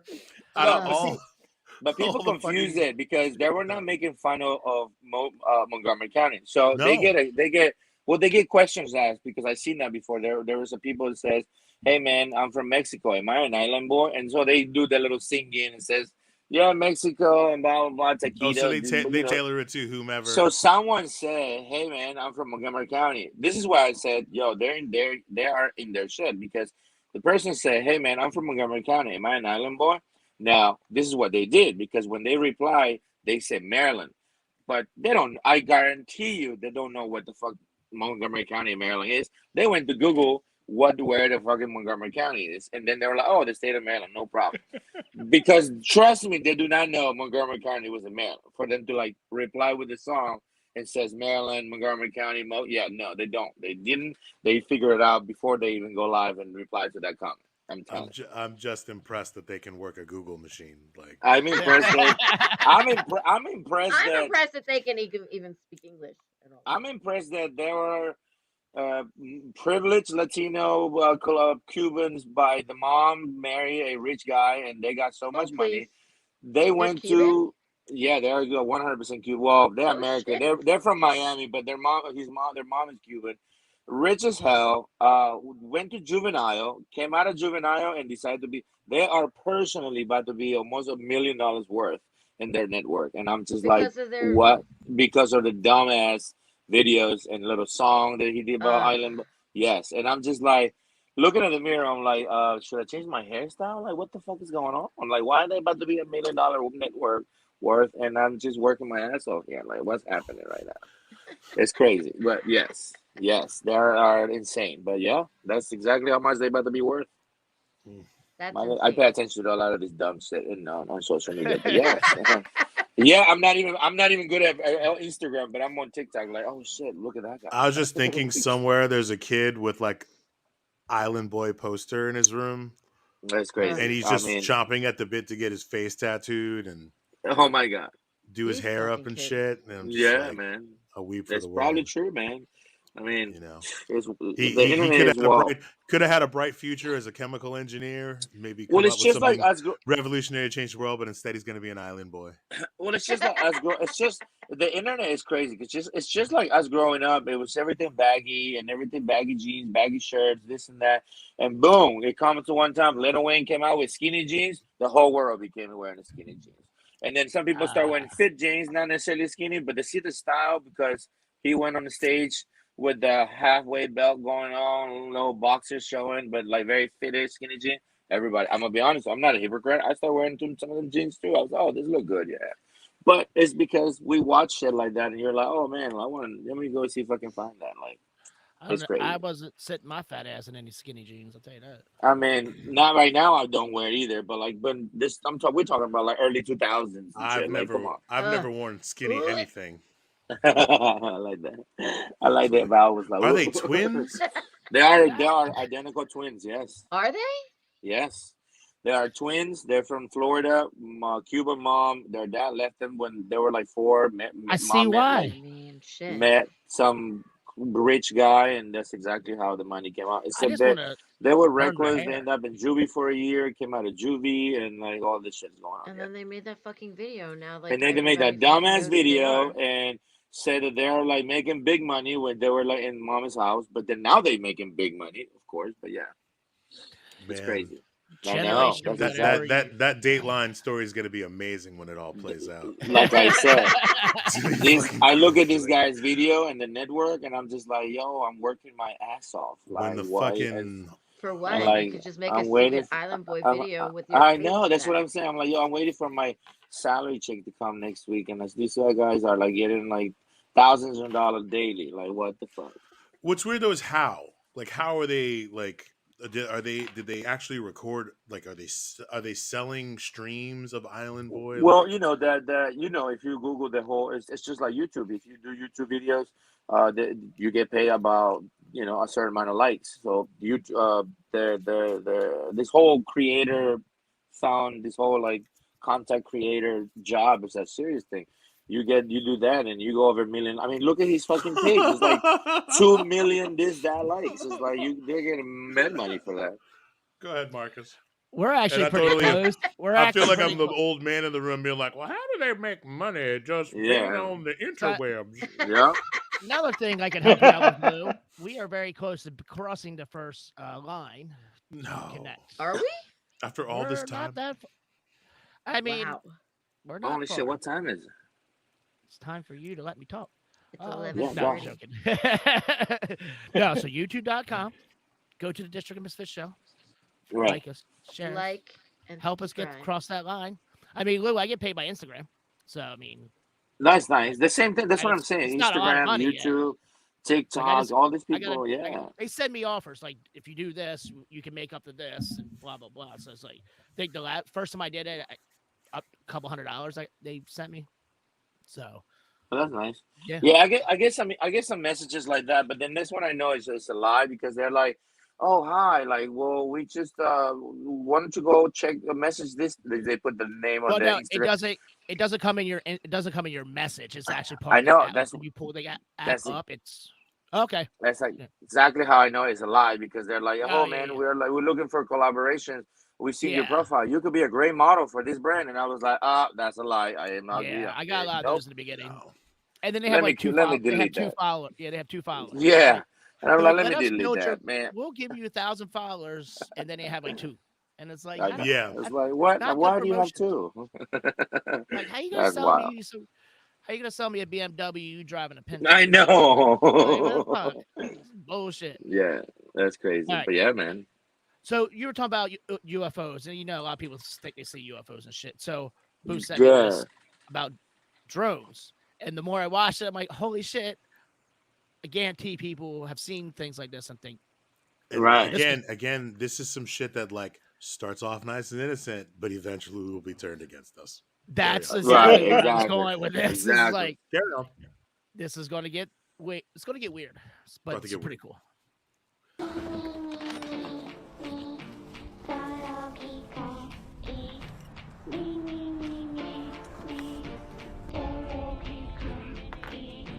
Oh, and they're like in that snow area somewhere. So this is probably true.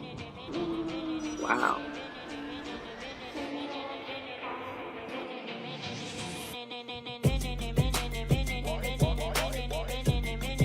Oh. Oh. That looks cool.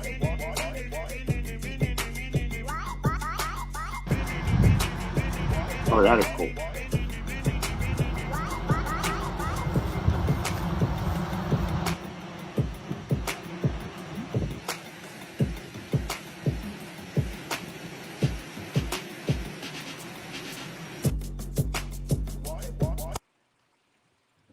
Wow. Yeah. That's I was like, wow, okay. yeah.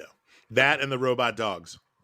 Yes, If the drones don't get you, it's the robot dogs. I'm telling you. Do you guys ever watch Dark Mirror? No, I knew. I Black think I Mirror, watched you that. mean? Black Mirror. Black yeah, Mirror. Yeah. So there's an episode about fucking little beads that are mechanical or like drones, essentially, and they like kill like massive amount of people and shit, and like that's what the drone video. When I saw that's the first thing that popped in my head. Like, oh fuck, like we're all gonna die. Yeah, they'll either Well, we're all gonna gonna die. They're either gonna make a bigger version of that thing or a smaller version of that thing. And either way, they will weaponize it. And they're gonna put it in the vaccine and kill us. And chances are Rhoan will be signing off the paperwork. No, I'm kidding. Sorry. No. All right, so No, I Duval, love that shit, but I love that shit. But it genuinely, like, it also I have a healthy respect for it because it's easy to see how that shit can get tweaked. It could get tweaked, yeah.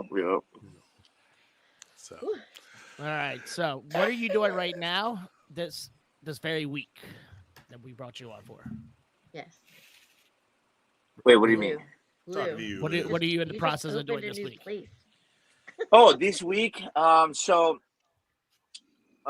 just working Row Boys. I got a couple events that I gotta. I don't know if you guys heard of Noah. He's the chef at Commodore. He had a terrible Right. accident. So this week, the 23rd, I'm working on an event and teaming up with some folks. Avalon for Kentucky Screen donated a case to me of the Kentucky Screen Rye whiskey, 80 proof. I'm gonna make some cocktails to sell on the 23rd and 24th. I'm teaming up with a Cassandra from Panamanian Tamales. I'm bringing guest bartenders, and we all gonna work the 23rd and 24th all day, all night, to earn all the tips that we can earn and be donated to Noah's GoFundMe to help him out with a lot of recovery. Yeah, so we're doing that the That's 23rd cool and shit. 24th. Yeah. Wait, where are And you? then- Is it only at one location or multiple locations? No, just Row Boys. We're gonna do the Row At Row Boys. Boys. Actually, Uh-huh. yeah. Frank is gonna be one of them with me. Kyrie. We developed a great friendship with Noah here, especially me after Kyrie left us for a better opportunity. Frank rolled out a long time ago, but me and Noah got very close. I did a Hispanic heritage event with him here at Row Boys, along with other folks from the DMV, the DC, Maryland, I think as well. When it comes to sorry, What Go was ahead. the food? You said tamales? Yeah, so Cassandra is they call her tamalera, which is a word for someone that sells tamales. It said that she's a female. She's getting her name out there pretty good. She's from Panama. Tamales are not just Mexican, of course. It's a Latin American thing. Panamanians are like us Venezuelans. They also got their own culture doing things. So she sells tamales. She goes from places to places, restaurants to restaurants sometimes.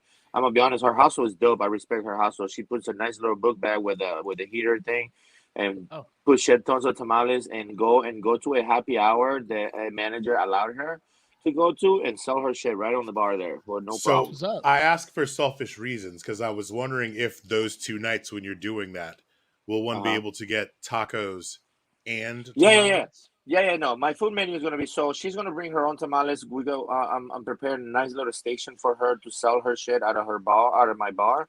But my food menu will be available any day. Of course, you get everything. Like the whole purpose Ooh-wee. of us working. Excellent.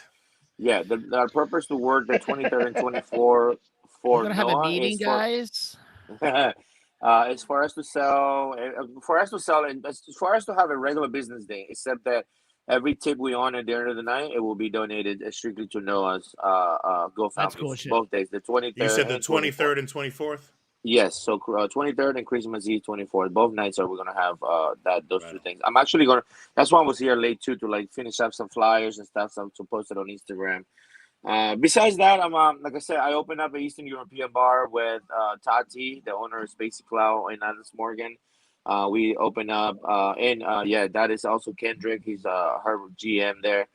Um, we teaming up. She saw that we did great for the Bolivian pop up, the South American pop up. She did obviously. She's like, hey man, like I'm Eastern European, and I wanna bring Eastern European culture with cocktails, and also, and she said I'm gonna do my part to bring more things to to transform downstairs into a cool cocktail lounge. So we did that.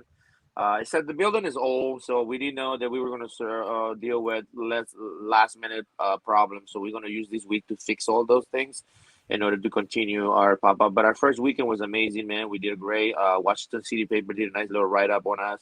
So we already have a lot of other media saying like, "Hey, man, we want to come and talk to you guys." So, but we want to fix this little problem so that way we don't have to run into any other thing. I'm having a meeting with everybody there tomorrow.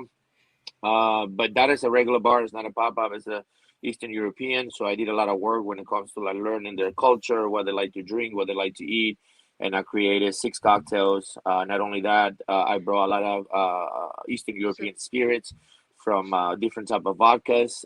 Not necessarily they call it vodka, but they're vodka for us Americans here.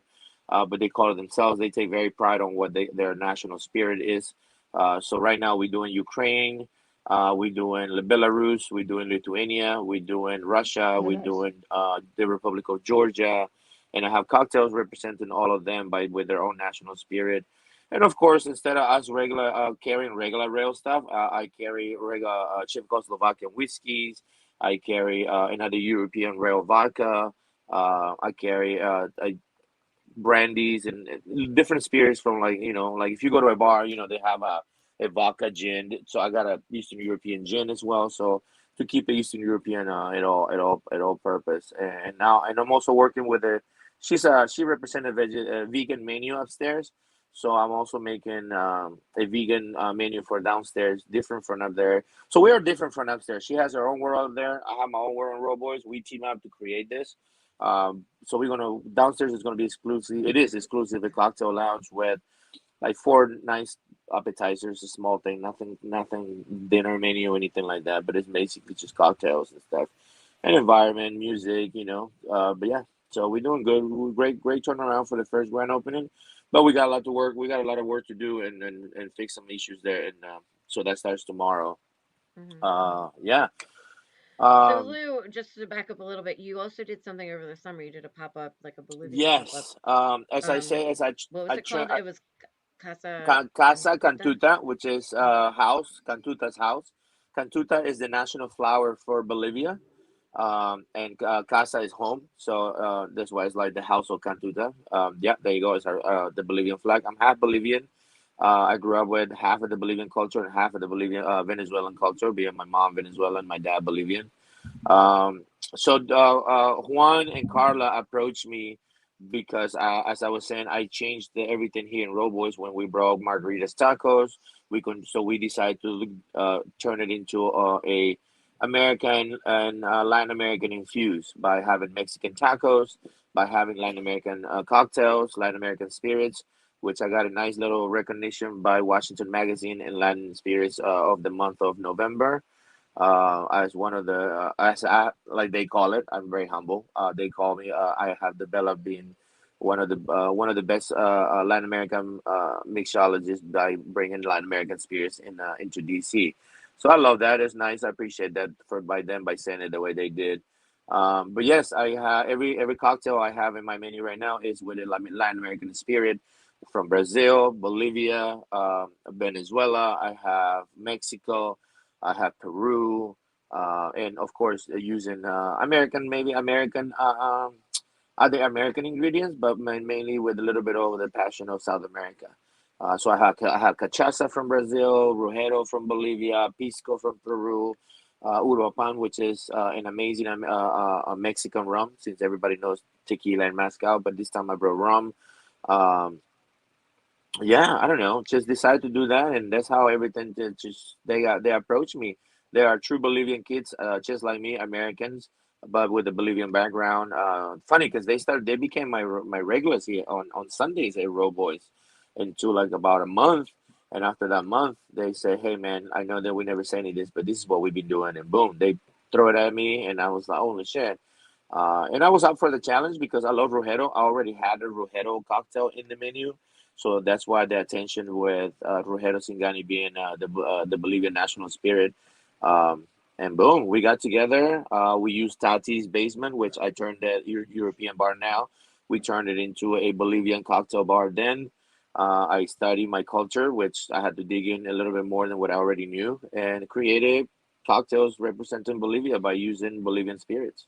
So was this that pop up was when you also had the what's her name? The Salteña. Um, Yes, we team out. That's exactly how we got together. uh-huh. Maria from Saya Salteñas, I became friends with her. I was already buying her Salteñas every other day, to be honest with you, because it's close So to Row Boys. boo, that was the so we were doing last year. We did like several events, local vendor events at Uh-huh. Three Stars. Remember the Salteñas Yeah, that we had? That was she was her. she Boo. was her. Yeah, she was there. Yeah. Yeah. So we I love you're muted or something, boo. Can't hear you. Yes, I am muted. No, that was great. Yeah, I do remember those. Those are Um, delicious, and I just They like, are oh my delicious. god, They are they're very so good stuff. good. So, we got together with her. I started buying her food. We became friends, and like I said, growing up, traveling to Bolivia, and I knew that her salteñas was just like back home. And just she won my heart. We became friends. She's the one that told my Carla, "Hey, go check this guy. He works in Row Boys. He does cocktails. He could be the guy you're looking for." And that's how me and Carla and Carla's brother Juan got together, and then we did this pop up, and like very successful. And right now it's on the works to become a permanent bar, cocktail bar, maybe Oh early yeah. spring. Yeah, Oh yeah, yeah. nice. Maybe early spring next year. This year coming up. Somehow early spring we should be ready to go. Yeah. Oh nice. Where do they have like a location already? So there's two locations we're working on. One is very promising. Looks like we might end up being in the Northwest neighborhood, right around 15th Street. Mm-hmm. I think we are trying to take part of that, the old district distillery building. Um, so we working on that. Looks like it's getting the attention that we might end up getting that. But there's construction going on there, liquor license as well, which liquor license wouldn't take that long.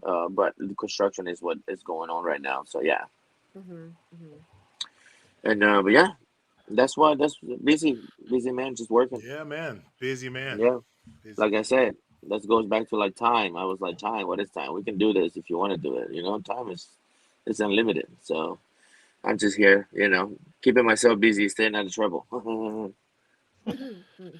Now you were talking about your football team getting beat today. Did you know? Hold on, let me do this right. Hold Uh-huh. on. Hold on. Can I get it right? At crushingdc.com, you can get this. Oh, that's dope. That's a nice We have tee. I some love that burgundy tee. and gold items. We have hats. We have shirts. Oh man, HTTR. I mean, yeah. Sorry. HTT. WFT. Who Yeah, is I it? got it. WFT.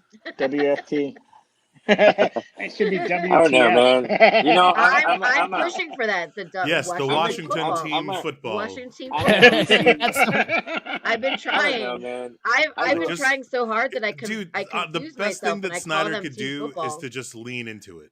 I'm gonna be That's honest what I've with been you. saying. Yeah, no, right?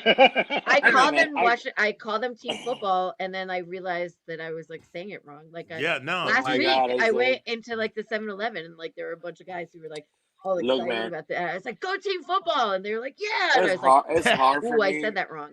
It is very hard for me because I'm a DC fan till I die. So all DC sports. So it's for me to growing up as a baby here in Virginia. You need the shirt. You know, you singing I the should make that song, into fight a for all DC. You know what I mean? Hell to the right Redskins. And for me to like deal with this whole like HTTR. changing because of that, I'm like, oh man, really? Like, I don't know. For me, respectively, I'm like, hey man, it's my Washington Redskins till I die. Sorry, man. Like it is what it is. But yeah, you know, I I don't have a know. hard It's time. just I have a I very hard still call time. them Yeah, the skins same. And sometimes. like I said, I get it. I understand. I know where we're at right now. But hey, man, like I'm sorry, like. I'm brown. Let them call it something else. I don't know. You know, like I grew up with this kid. I'm a fucking Indian. I look like them. Goddamn it, man. I gotta change myself. Like I'm not about to like change because somebody said, "Oh man, that's wrong." I said, "Shit, the whole world is wrong. So what? Change the world too. Fuck." I don't know, Go ahead, Lou. but yeah. HTTR, fight for all DC. You Oh know. my god.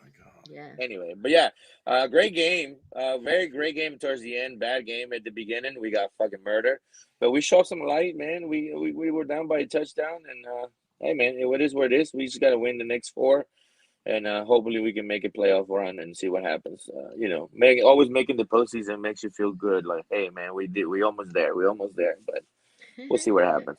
A lot of things happened this year. So, and then we got lost. We lost 3 players today. We lost 4 of them a month ago. Like we banged up, and we still won 4 straight before today. So not bad, Which you is know. crazy. When was the last time that we won 4 straight? You know, I'm Like in gonna the figure that 90s? out. Yeah, I was gonna say I'm 1990 gonna figure that out. Hold 91. on. Big Yeah, 91. shit. but yeah. So you know, it is what it is. We're doing all right, I think, for what I can see. But yeah, man, we'll Yeah, see what man. happens. We got a tough games coming up. And we got to play Dallas again on Sunday night football. Not next Sunday, Ugh. but the following. That's going to be tough. We'll see what happens. Hopefully, our young quarterback can go back and get back on the field. He won 4 straight for us, so I think that we got to give him a chance to either lose it all or win it. You know what I mean? One of Yeah, the but two. didn't Heineke like get hurt today? Like, wasn't he like That's what looking at his ankle? exactly. That's what I'm saying. We just hopefully he gets all right this week and get back on the field. That's why I say like if we're gonna lose it all, then let him lose it all. If we're gonna win it, then let him win it because. And if he's out, then we fuck. Because I don't know. Then we fuck. And it's always fun to win in Dallas when possible. Yeah, exactly. And we gotta Yes. do it inside. And it's gonna be a national television too. That's gonna be tough. It was already tough here this game, so going over there is gonna be even worse. So we'll see what happens. But if they can do it, we can do it, right? That's what they say. We'll see what happens. Oh shit! I just thought. Look, I got a nice cookie. It's a special cookie. I just figured that out. Oh, it's a Oh. special. I didn't even know it's. I don't It was know. just Is it sitting maybe there. a good thing you just discovered it now and not 2 hours ago? Yeah, I It'd be a very I very just different looked to the show. side. I was like, oh shit. Like, oh, He'd be like, um, and then yeah, I was man. like, And you know, then, and So you then, guys no make more, sure. and then. So make sure you guys come on the 23rd or 24th. Come hang out, get some food, and every penny will be donated to my guy Noah, man. Yeah. So Yeah, man. I actually like right after he was when he got his accident, we actually talked about it here on the show. Marcus, are you going home for Christmas? Not sure. You're going back. I went home. You're going back to Delaware. I went home Della for who? Thanksgiving. I'll be here. Right. tomorrow. That's why I asked because you were already there for Thanksgiving. And you're like, I got to cook for 40 people. That's why I love the holidays. I'm the only child. I don't talk to no family. Like You're lucky like, motherfucker. I'm like, yo, I don't have to worry about shit except Thanksgiving. Thanksgiving I cook a lot for the people in need this past Thanksgiving. We used to do that before, so I brought it back for the first year this year in Road Boys.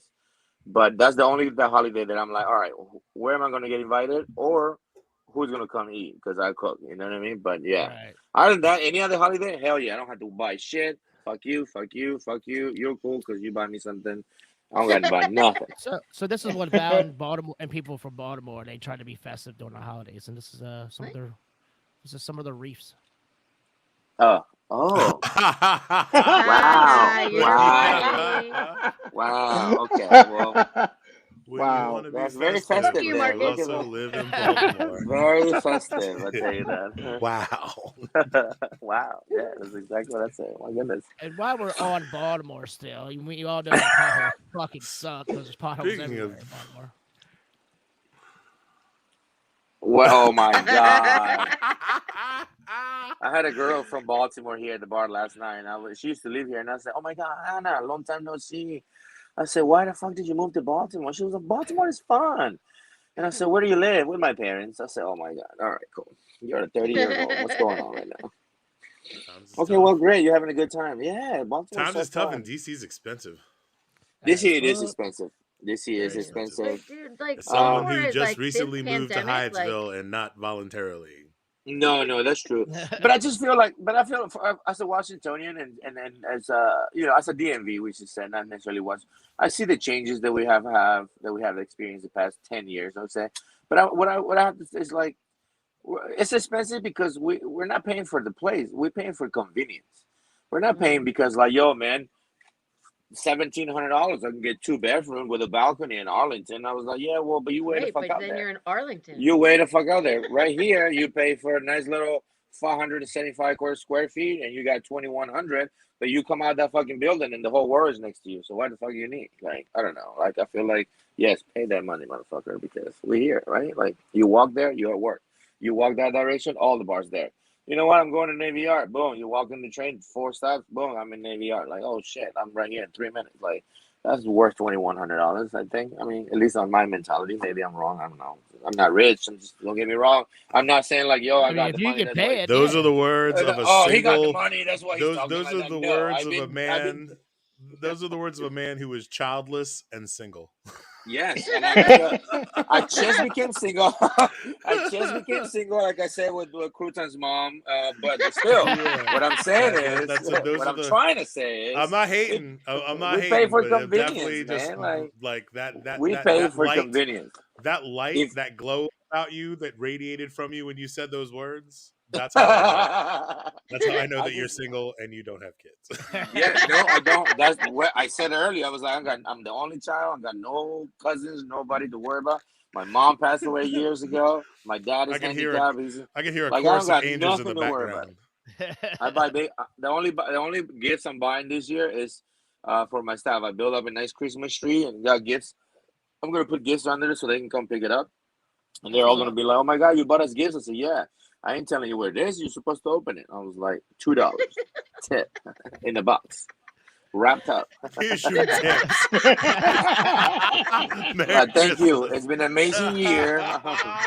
There you go. Boom. $2. Got you. I got you. We're fam. Come on now. We're in this together.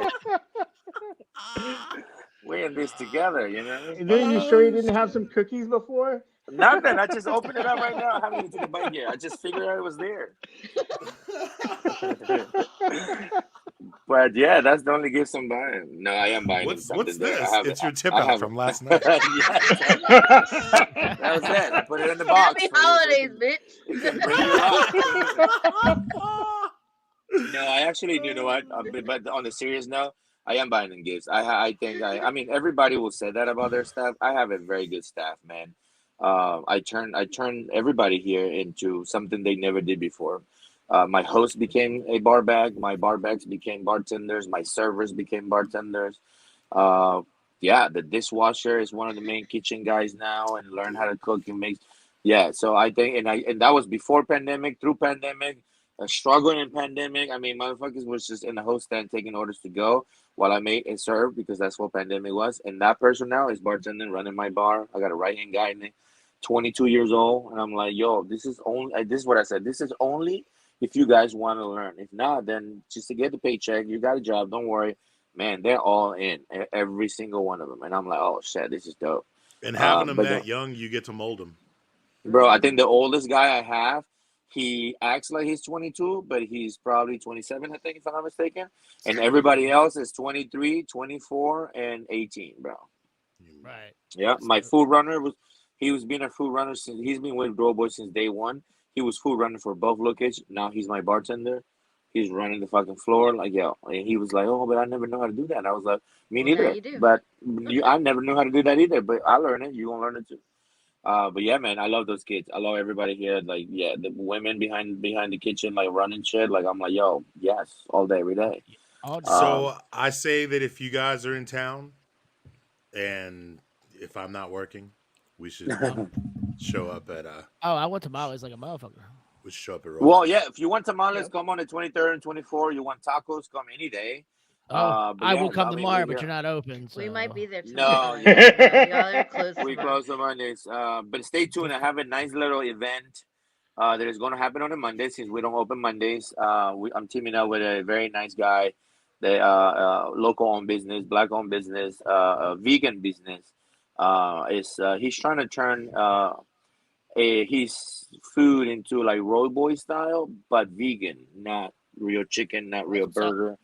Uh-huh. So I'm Right. doing a pop. We're gonna advertise soon. The first event of the new year in January is gonna be a pop up here on Mondays with him, and it's gonna be Roy Boy style, but only vegan sandwiches So and who all is this this? stuff. Who are you working with? His Instagram is called Smush, like like mushroom smush, like yeah. So we're working on things right now, and then that will be the first event of the year. His name is Tyreek. Very good dope man. We had some good backgrounds. Good. A lot of people know we know each other. We've been in the same places growing up. We didn't even know each other. We share a lot of knowledge, and I was like, hey man. I mean, it's funny because when he called me on the phone, he was like, hey man. So my name is this. I own 2 restaurants, and I'm trying to see if you guys welcome a small business to do pop-ups. And I said, bro, I got a lot going on right now. Like, what do you got, man? Like, when are you trying to do this, first of all? Because I'm booked up to the entire December. He was like, oh man, that's crazy. I said, what do you sell? He was like, well, I'm doing a little bit like what you guys doing. Is said that I'm vegan. I said, oh, I said, hey, can you come tomorrow at like 2 o'clock? He was like, yeah, I'll be there. And he showed up at 2 o'clock. Boom. He showed up at 2 o'clock, and we put ideas together. Boom, and I give him a chance to say, "Hey, I don't open Mondays here at all, but we're gonna do it Mondays. I'm gonna open the bar. I'm gonna be the only bartender. You do the sandwiches. We'll serve people. We'll see what happens. Right If they on. like it, they like it. That's what's Man. So up. we're gonna do some vegan stuff here on the first week of January here. We'll see what happens. Cool. Nice. Yeah, man, should be I like Very fun. vegan food. nice. I like like vegan vegan. food too. That's what I'm doing for sPACy Tea Lounge for downstairs. I got about 4. I think I'm gonna start with 4 vegan appetizers, a little Mongolian style dishes, a little bit of South American, European infused appetizers, just to go with the cocktails. Nothing crazy, but yeah, it's hopefully so it should be good. Nice. Right on. Should be nice. All right. Well, Hell Louis, thank you yeah. so much for coming on the show. I'm No, excited. thank you for We've been having trying me. to I get you on appreciate for you, a little bit. man. Yeah. Yeah, I appreciate for the invite. I know you Oh invited me wait. when we were at the bar. I was drunk as fuck. I was like, hell yeah, you let me know. Yeah, and like I we'll was we'll not have to drunk. have you back to touch base and see how Yeah, man, things are definitely. I would progressing love for to. sure. Just let me know, man. Like I said, especially towards the new year. Hopefully, I have a contract with this sPACy Tea Lounge for the next 3 months. So my job is to make sure this 3 months happen, and if she likes it, then we move forward with bigger things. And then the pop up will hopefully be open as well by next year, spring. Like I said, I got me and the ownership here. We're talking about a couple of things for Burrito Taco and Row Boys. Hopefully, then Nice. maybe hopefully for next year for the summer if that happens, and we'll see what happens. Until then, hey man, clock in Tuesday to Exactly. Sunday. Just clock in. That's all Hell we got yeah, to do man. right now. Yeah. So very quickly, I want to sort of switch gears a little bit. Something that we as industry folk, especially like having to, work late hours, and Yeah. it's a little bit less safe, you know, at the times that we all get out of work, like traveling back home. You had two incidents that happened within the span of like 5 6 months. 2 months apart. Yep. Yeah, yeah, yeah. So so can you tell us a little bit what happened? Well, as I was saying earlier, the first one was because they target me for my little nice moped. I had a nice Italian Vespa, vicious looking motherfucker. I mean, I was just Speedy Gonzalez all over DC with that thing. But they got me. I lost control. I hit a car. I split my head wide open. I ended up in the hospital with 14 stitches in the staples from the inside, with another 17 from the outside, which is the top of the head. Thankfully, certain situations happen. I was that picture. There's the second one. That's from That's the the second. second. That's the second. That's the second one. The one with the collar on my neck is because I hit my head. That was the first one. Yeah, man, I'm blessed. I thank God every day. I thank God every day, no matter what. I don't know if you follow me on Instagram, even though I'm not that crazy active. But what I do, the first thing is I post at like 7 a.m. every day. Thank you, Lord, or a meme or anything that says thank you, Lord, for another day of life, or thank you for this, or thank you for that.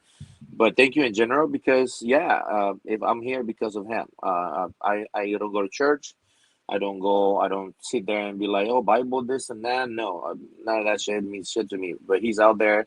He's here. However you believe it. I don't care what you believe in. There's higher power. But yes, I thank Him every day. I don't know. They stole my bike. I got ended up in the hospital. Thankfully, like I said, somehow I got back on my feet, this and that. 2 to 3 months later, like I said, since no more bike, I'm not taking the bus. Um, it was a Thursday. Usually Thursday is my early day because it's the day that I come and do inventory. I come and do. Frank was still in the guide, so I was, doing it for Frank. I would do the inventory, making sure we batch the cocktails for the week, this and that. So that day was not a lot much to do, and it was 7 o'clock, and I said, "Oh shit, let me get in the bus." And I got in the bus. I said there were certain individuals in the bus that were watching me, and they saw that I pulled my Metro car along with $100 bill and maybe some other money because it was like a couple of the 20s in there. Um, and then when I got to the stop that I need to get off, which is right in front of Gallaudet University, it's like Florida and 8th, if I'm not mistaken. Um, I usually get off. I've done it before many times at like 3 o'clock in the morning, 2 a.m. in the morning. That day was 7 p.m. It was daylight. It was the transaction going into losing the summer, going into the fall. I got out of the bus. I walk across the street to go into trying to cross the street to go into Florida to get into West Virginia. It said that two guys pop up and was like, "Yo, what's up?" And I was like, "Yo, what's good? How you guys doing? It's a nice day." And he said, "Nah, man, I need $1." And I said, "Man, I don't have no change." He said, "Oh, you have plenty of change." And I said, "Oh, okay, now I know where we're going." And then, me having the background I have, thankfully, I'm like that guy that says, "Well, come get some, Slim." Um, I got one, I got two. Next, thing you know, it's three of us running around. A third one pop out of nowhere. I did not know it was the designated driver. He saw that his boy was getting, a run for their money, and he came up behind me and hit me with a baseball bat. And I'm sorry, no, not the baseball bat first. He hit me with a big ass rock in the back of my head, and Yeah. it split my head in one side. As I was strong enough to like kind of like still stumble and not fall wrong. Then the other guys got out of the car and got a baseball bat and hit me on the other side of the head. So then that was the back of my head, not the front. So that's why the second picture you see there, the blood is from the back of my head. The first picture is from the front of my head. Anyway, so they robbed me. They took my money. They took my brand new phone, which I just got like a week ago. They took my wallet. They took my pens. They took my jacket because my jacket, I guess they Wasn't it figure like out a they. Jameson jacket? No, everybody No. say that. I'll be honest with you. I was Oh wearing a no. Jameson hoodie. I was wearing Oh. a Jameson sweatshirt and sorry, not a Jameson, a Jaeger sweatshirt. It was a Ah, yeah. Jägermeister sweatshirt because I won competitions with it, so Ashley gave me a lot of swag. And I liked it. Everybody was, oh my God, they took his Jagger jacket. Let's get him another one. I was like, no, motherfuckers. They took my jacket. It cost $300. It was a nice coat. So they robbed me for that. They took my pants and left me with shorts and a t-shirt. In a nice neighbor, they saw the whole thing, called the cops. They said by the time the cops got there, obviously, it was late. And that's when there was the most aggressive one. since I already had a permanent damage on my forehead and my front of my head, that turned into a more serious injury. Like I said, I was supposed to be, like the doctor said, you're supposed to be dead. I don't know why you're talking to me, but that's great because there's a lot of people in the ICU right now with head injuries and then don't even know if they're gonna make it. And the fact that I'm stitching you in two sides of your head, and you're actually coherent. I don't know what the fuck's going on. And not only that, this is not even healed yet in front of you. Like, what is happening to you? You're a lucky man. And I was just sitting there like, huh? um, but yeah, so I had that happen, and that was, like I said, a little bit worse. So I ended up in home for a while. Doctor said that TBI for the rest of my life. So I take meds for that, for panic attacks and stuff. And also they said that I could not do. I was very fit. It was like I was at the best shape of my life in those years. I'm a little bit overweight now because I couldn't go to the gym for a whole year. I couldn't go back to work for a whole year. According to them, I went back to work the next 4 months. Don't tell anybody. Don't tell the doctor. Well, according to him, I couldn't do. I was not supposed to do anything that made any sort of movement to my blood to rush to my brain because that was the main thing. Yeah. Yeah. So I was on home for a while. The Texas was going on. They stole my car. Obviously, they stole my car. So on H Street, there's a 7-Eleven on the corner of H and 8th Northeast. Yeah. Yeah, so they used my car there because I got attacked on 8th, but on the other side of 8th, like right by Florida, across the street from Gallaudet. So they used my car, so they got civilian cameras. It was two 18-year-olds, and the third guy that came out from the car is a 23-year-old. So they got civilians. I don't know, 4 months into my house recovering, therapy already.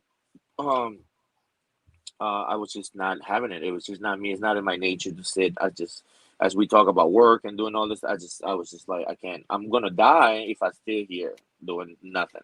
I need to go out there. So I lied to my ownership. I lied to Frank. I was like, hey man, I talked to the doctor tomorrow. If they say that I can go back to work, can I do some management slightly? He's like, yeah, man.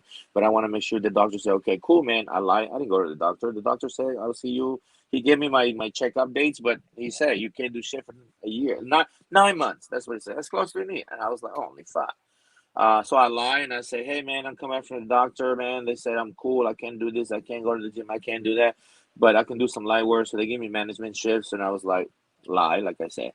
But it was like me coming back to like, shit. Thank God I'm out of the house, right? Which I listened to my body and the doctor because I was like, I already lied, right? So I was like, let me see if I can shake because maybe if I shake, then nobody knows. And I started shaking. I was like, no, okay, the doctor's right. I can't do that. So a year was gone. I recuperated. I was nice enough. The industry, Avalon and Redhead Ryan, love that guy.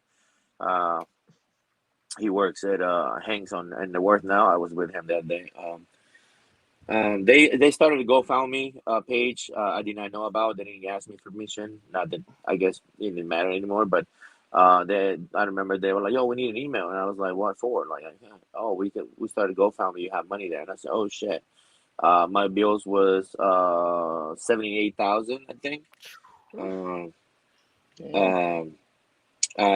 Thanks to them and the amazing people all over the industry and everywhere they donated. I got 11,000. So I paid 11,000, and I'm still working on everything else. Yeah. So, but I'm blessed to be alive, man. Next, as soon as I got back to like the 9 months that passed, I got my clear. They just say I'm gonna be suffering from this, suffering from that. And then next I said, cool. So my mentality was like slowly to get back because obviously like I lost touch of like what my routine was, which was gym, work, gym, work. I mean, this honestly, it was gym, work. And then I don't know, as I became to come back full capacity, 4 months later, well, we got this new friend called COVID-19. I said, oh, goddamn. Next 4 months more of recovery. I'm in the house doing nothing. But yeah, man, I'm lucky to be alive, man. A lot of things happen. Very grateful to everybody in the industry that was part of the donation. Thankful to anybody that didn't do anything, but there was a lot of messages, comments on like get better, this and that. Fox did a new cover on me. The Washington paper, city paper did a cover on the story. Popville did a cover on the story as well. Yeah, so it was out there. Right on, man. But I'm here, man. Like I say, I can't say stronger than ever, but I'm healthy. I'm blessed. That not gonna work. You know, thank God. But yeah, I'm out here just trying to do the best I can and whatever I can. Still doing like I said, just clock in, wake up, just clock in. We're glad to have you, brother. Yeah, Appreciate you, man. Hell yeah. Yeah. All right. Marcus, you wanna take us home? Did a couple TikToks we'll bang out to let you know. So we saw the prosthetics. I said it right. Here, it's who can use it. Cause I've been a real bitch, you the last one laughing. Kitty, kitty, yeah, kitty, kitty, yeah, kitty, yeah, kitty, kitty, yeah, kitty, kitty. What? What the fuck was going on there? I like that song. You like this song? Okay. Wait, was she really like? Was this a funny TikTok, or she really don't have a leg? She doesn't. She really does have a leg. Oh, fruitcake. I mean, I'll be honest with you. Lemon. I'll be honest with you. I have so. Them leggings is making Marcus. Your TikTok algorithm must be so off the chain, dude. Like, those leggings, what you like? Marcus is going through being like, nah. I think she was wearing those leggings that all the women was wearing. The on ones TikTok, that he rejects. like, yeah. I can't imagine. She looked kind of all right, to be honest with you. Megan, too soon. All right, so this would have made me cry, but turns out it made me laugh. Please don't be a dog. I hope it's not a puppy. If you feel lonely, oh my God.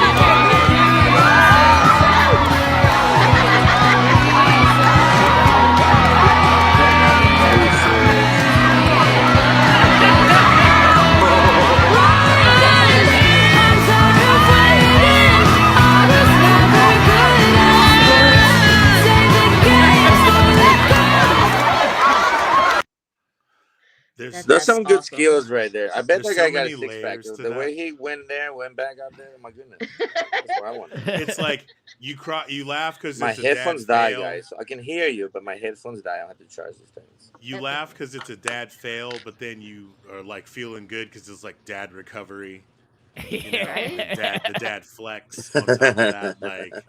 When he flipped himself right back up, what? And crazy. His kids are forever gonna fucking cringe from that moment because like there's so many wins that happen in the span of that video. But yeah, before pandemic, I probably could have put that same move, like all the way there, put it back. I definitely. Dude, that's some like WWE Shawn Michaels shit, dude. Like. Yes, that's exactly what the Shawn Michaels move is. Yes. That's a Shawn Michaels move, dude. Oh, man, like, for real. You from my time, Shawn Michaels style and shit. That's awesome. Yeah, man. I used to love WWC, WCW, WWE back in the day. Shit, Nitro was my shit. What else you got for us, Marcus? Yeah, right. This is the last TikTok I'm gonna play. Yeah, we all know bachelorette parties. This is the beginning one. Magic could! Magic you stop! Hey guys, wave to them! Wow. I want to be in that party. Whoa. I saw that earlier this week. Wait, we need to see the rest of that video. Is she alive? Did she's walking? That was not good. I always assume that if they posted the video, she was probably okay. That was crazy. Plus, you know, when you're drunk, you're like extra limber and rubbery and shit. So the way that she bent, it seemed like she was she's in her 20s. She's young. She's flexible. She had the power of white privilege. She'll be okay. Well, guys, any last words from the house? Yeah, that was bad. I hope she's okay, to be honest with you. I'm sure she is, though. I'm sure she's fine. I'm sure. I don't know, man. That was a pretty bad hit. Like she was just like all over the place. Her feet were up in the air. Well, we didn't even see the car wasn't going that fast. It was one of those like. He wasn't going. I think Like I think the cartoon. car was like slam on the brakes and it just hit her a little bit. I'm But sure. it's a car and a human body. It's like I'm, you can't go. I'm sure she's fine somewhere with her yoga mat, driving up the property value, and putting Wow. poor brown people out Wow. on the street. Like, Right. I mean, you never know. Yeah, that's It true. is. I mean, the party must look fun though. Yeah. That one girl there with like, I was like, what's going on? Yeah, I was before the car. I was like, I want to be in that bus. That's where I want to be. But then I saw that I was like, whoa, I don't want to be there now. So I was just gonna say a quick R.I.P. to author Anne Rice. I read the vast majority of her books when I was younger. Enjoyed them thoroughly. Hated the movies that came from them, but the Vampire Chronicles, all that shit was good reading. So she passed away from complications from a stroke. And she was 80 years old. I used to live around the corner from her, and the creepiest part of walking home at night was by her house because it just looked. Oh yeah, she had one of those old school New Orleans scary, like mansions, like yeah, it was old school New Orleans. And the way she I had got it, to lit up. because that's where she's from. I have to say I had the pleasure of blacking out at the Anne Rice Masquerade Ball in '99. That's one of the best times I don't really remember. Were you wearing a mask though? Were you wearing one of the I thought it was a wise move to dress up like an actual voodoo priest, and it was not well received. Okay, I was about to say like how did that, I was going to ask that. Yeah, I was like, how did that turn out for you, brother? I mean, I made it back. I mean, that's great. Yes, imagine if they done, I made it back. That was a long ass time. You know what I mean? Like, man, I will call it a victory. Crazy. Yeah, seriously. And it was my first time in New Orleans. I learned a lot of very valuable things that weekend. It was my first case of blood alcohol poisoning. Like it was a whole, it was a whole journey. Shit. It was a whole journey, and had to. You know, I never had that before. I don't know how that. Had to ride the whole way back. I had food poisoning, but not alcoholic poisoning. I don't remember. It's no bueno. There's no bueno. It's no. All right, and that's R.I.P. Anne Rice. Interesting. Rhoan, you got anything for us? No. No, I was just asking Boo how many hurricanes did he hit or hand grenades to get the alcohol poisoning? Right, that's true. So wait, what do they do? Yeah, to like fix you up. I can tell you that I went to their equivalent of HF Festival. Oh. Definitely, I think all that I had to eat during the day was a turkey leg. Oh, so you went to Gas Fest? No, this was Halloween. Oh, okay. Halloween '99 in New Orleans. Just okay. A random spur of the moment. My friend was like, gonna go with someone else, and they bailed. And she was like, "Do you want to go?" And I was like, "I ain't never been. Sure." She offered to drive. Yeah. You know, it seemed like the thing to do. It was a great time, from what I recall. From what you recall, got it. Yeah. Little smidgens of time that you recall. Yeah. There was definitely. Me getting chastised for wandering off into the French Quarter alone and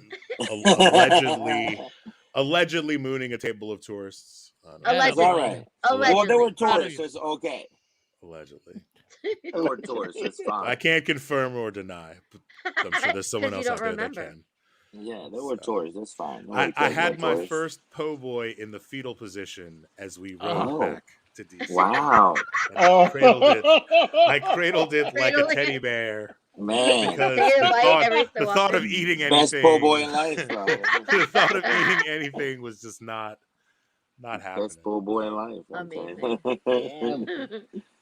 That's funny. Sounds like a great trip, Boo. It sounds like it, yeah. I've been back multiple times since, so you know. That should tell you something. A little bit different nowadays, though. Yeah. Oh yeah. Doing it as a sober adult, just a little bit. Just a little bit different. Wait, you were sober last time you were there? Me? Hardly. I was like, no, it couldn't be. There's no way possible. No. The difference is that I've learned to pad the belly before the drink. Oh, okay, yeah. That's training. It's a matter of training. Before. It was a very, like I said, this was '99. I was still young and very reckless and prone to all kinds of. Well, I think I told you this before. Well, my secret of surviving New Orleans is 4 hours out, 4 hours in. Like take a break, rejuvenate, and then go back out. and go back out. Oh, I thought you were gonna throw But the I white feel like privilege that's- card up.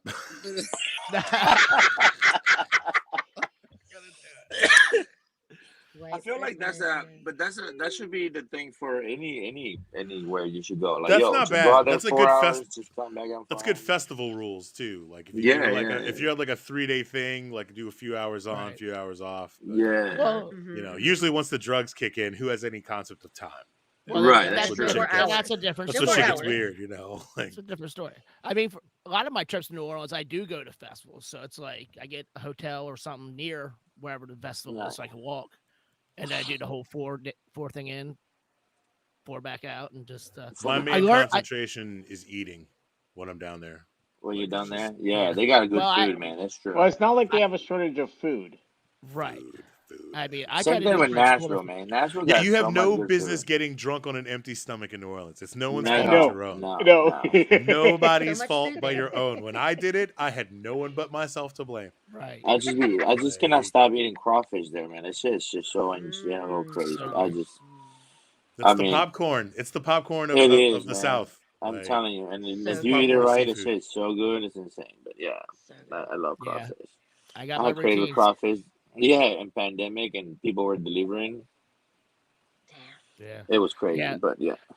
Yeah, that's why I mean, like with that city, I have my bars I go to, the same bars I've been going for 20 years. Like I got my certain restaurants that they haven't been shut down. Yeah, it's great. Nice. Yeah. So, I all love right, crawfish. kids, Yes. I think it's time for us to leave and get on out of here. Uh-oh. It is time to go to bed. It is not time to go to bed, but it is time to get off air. What am I supposed to do? You ain't gotta go home, but you can't stay here. Exactly. I'm gonna say, be like Boo. Don't be afraid to make Don't be Yeah. scared of no ghosts, y'all. We're totally insane. They pushed me on and maced me.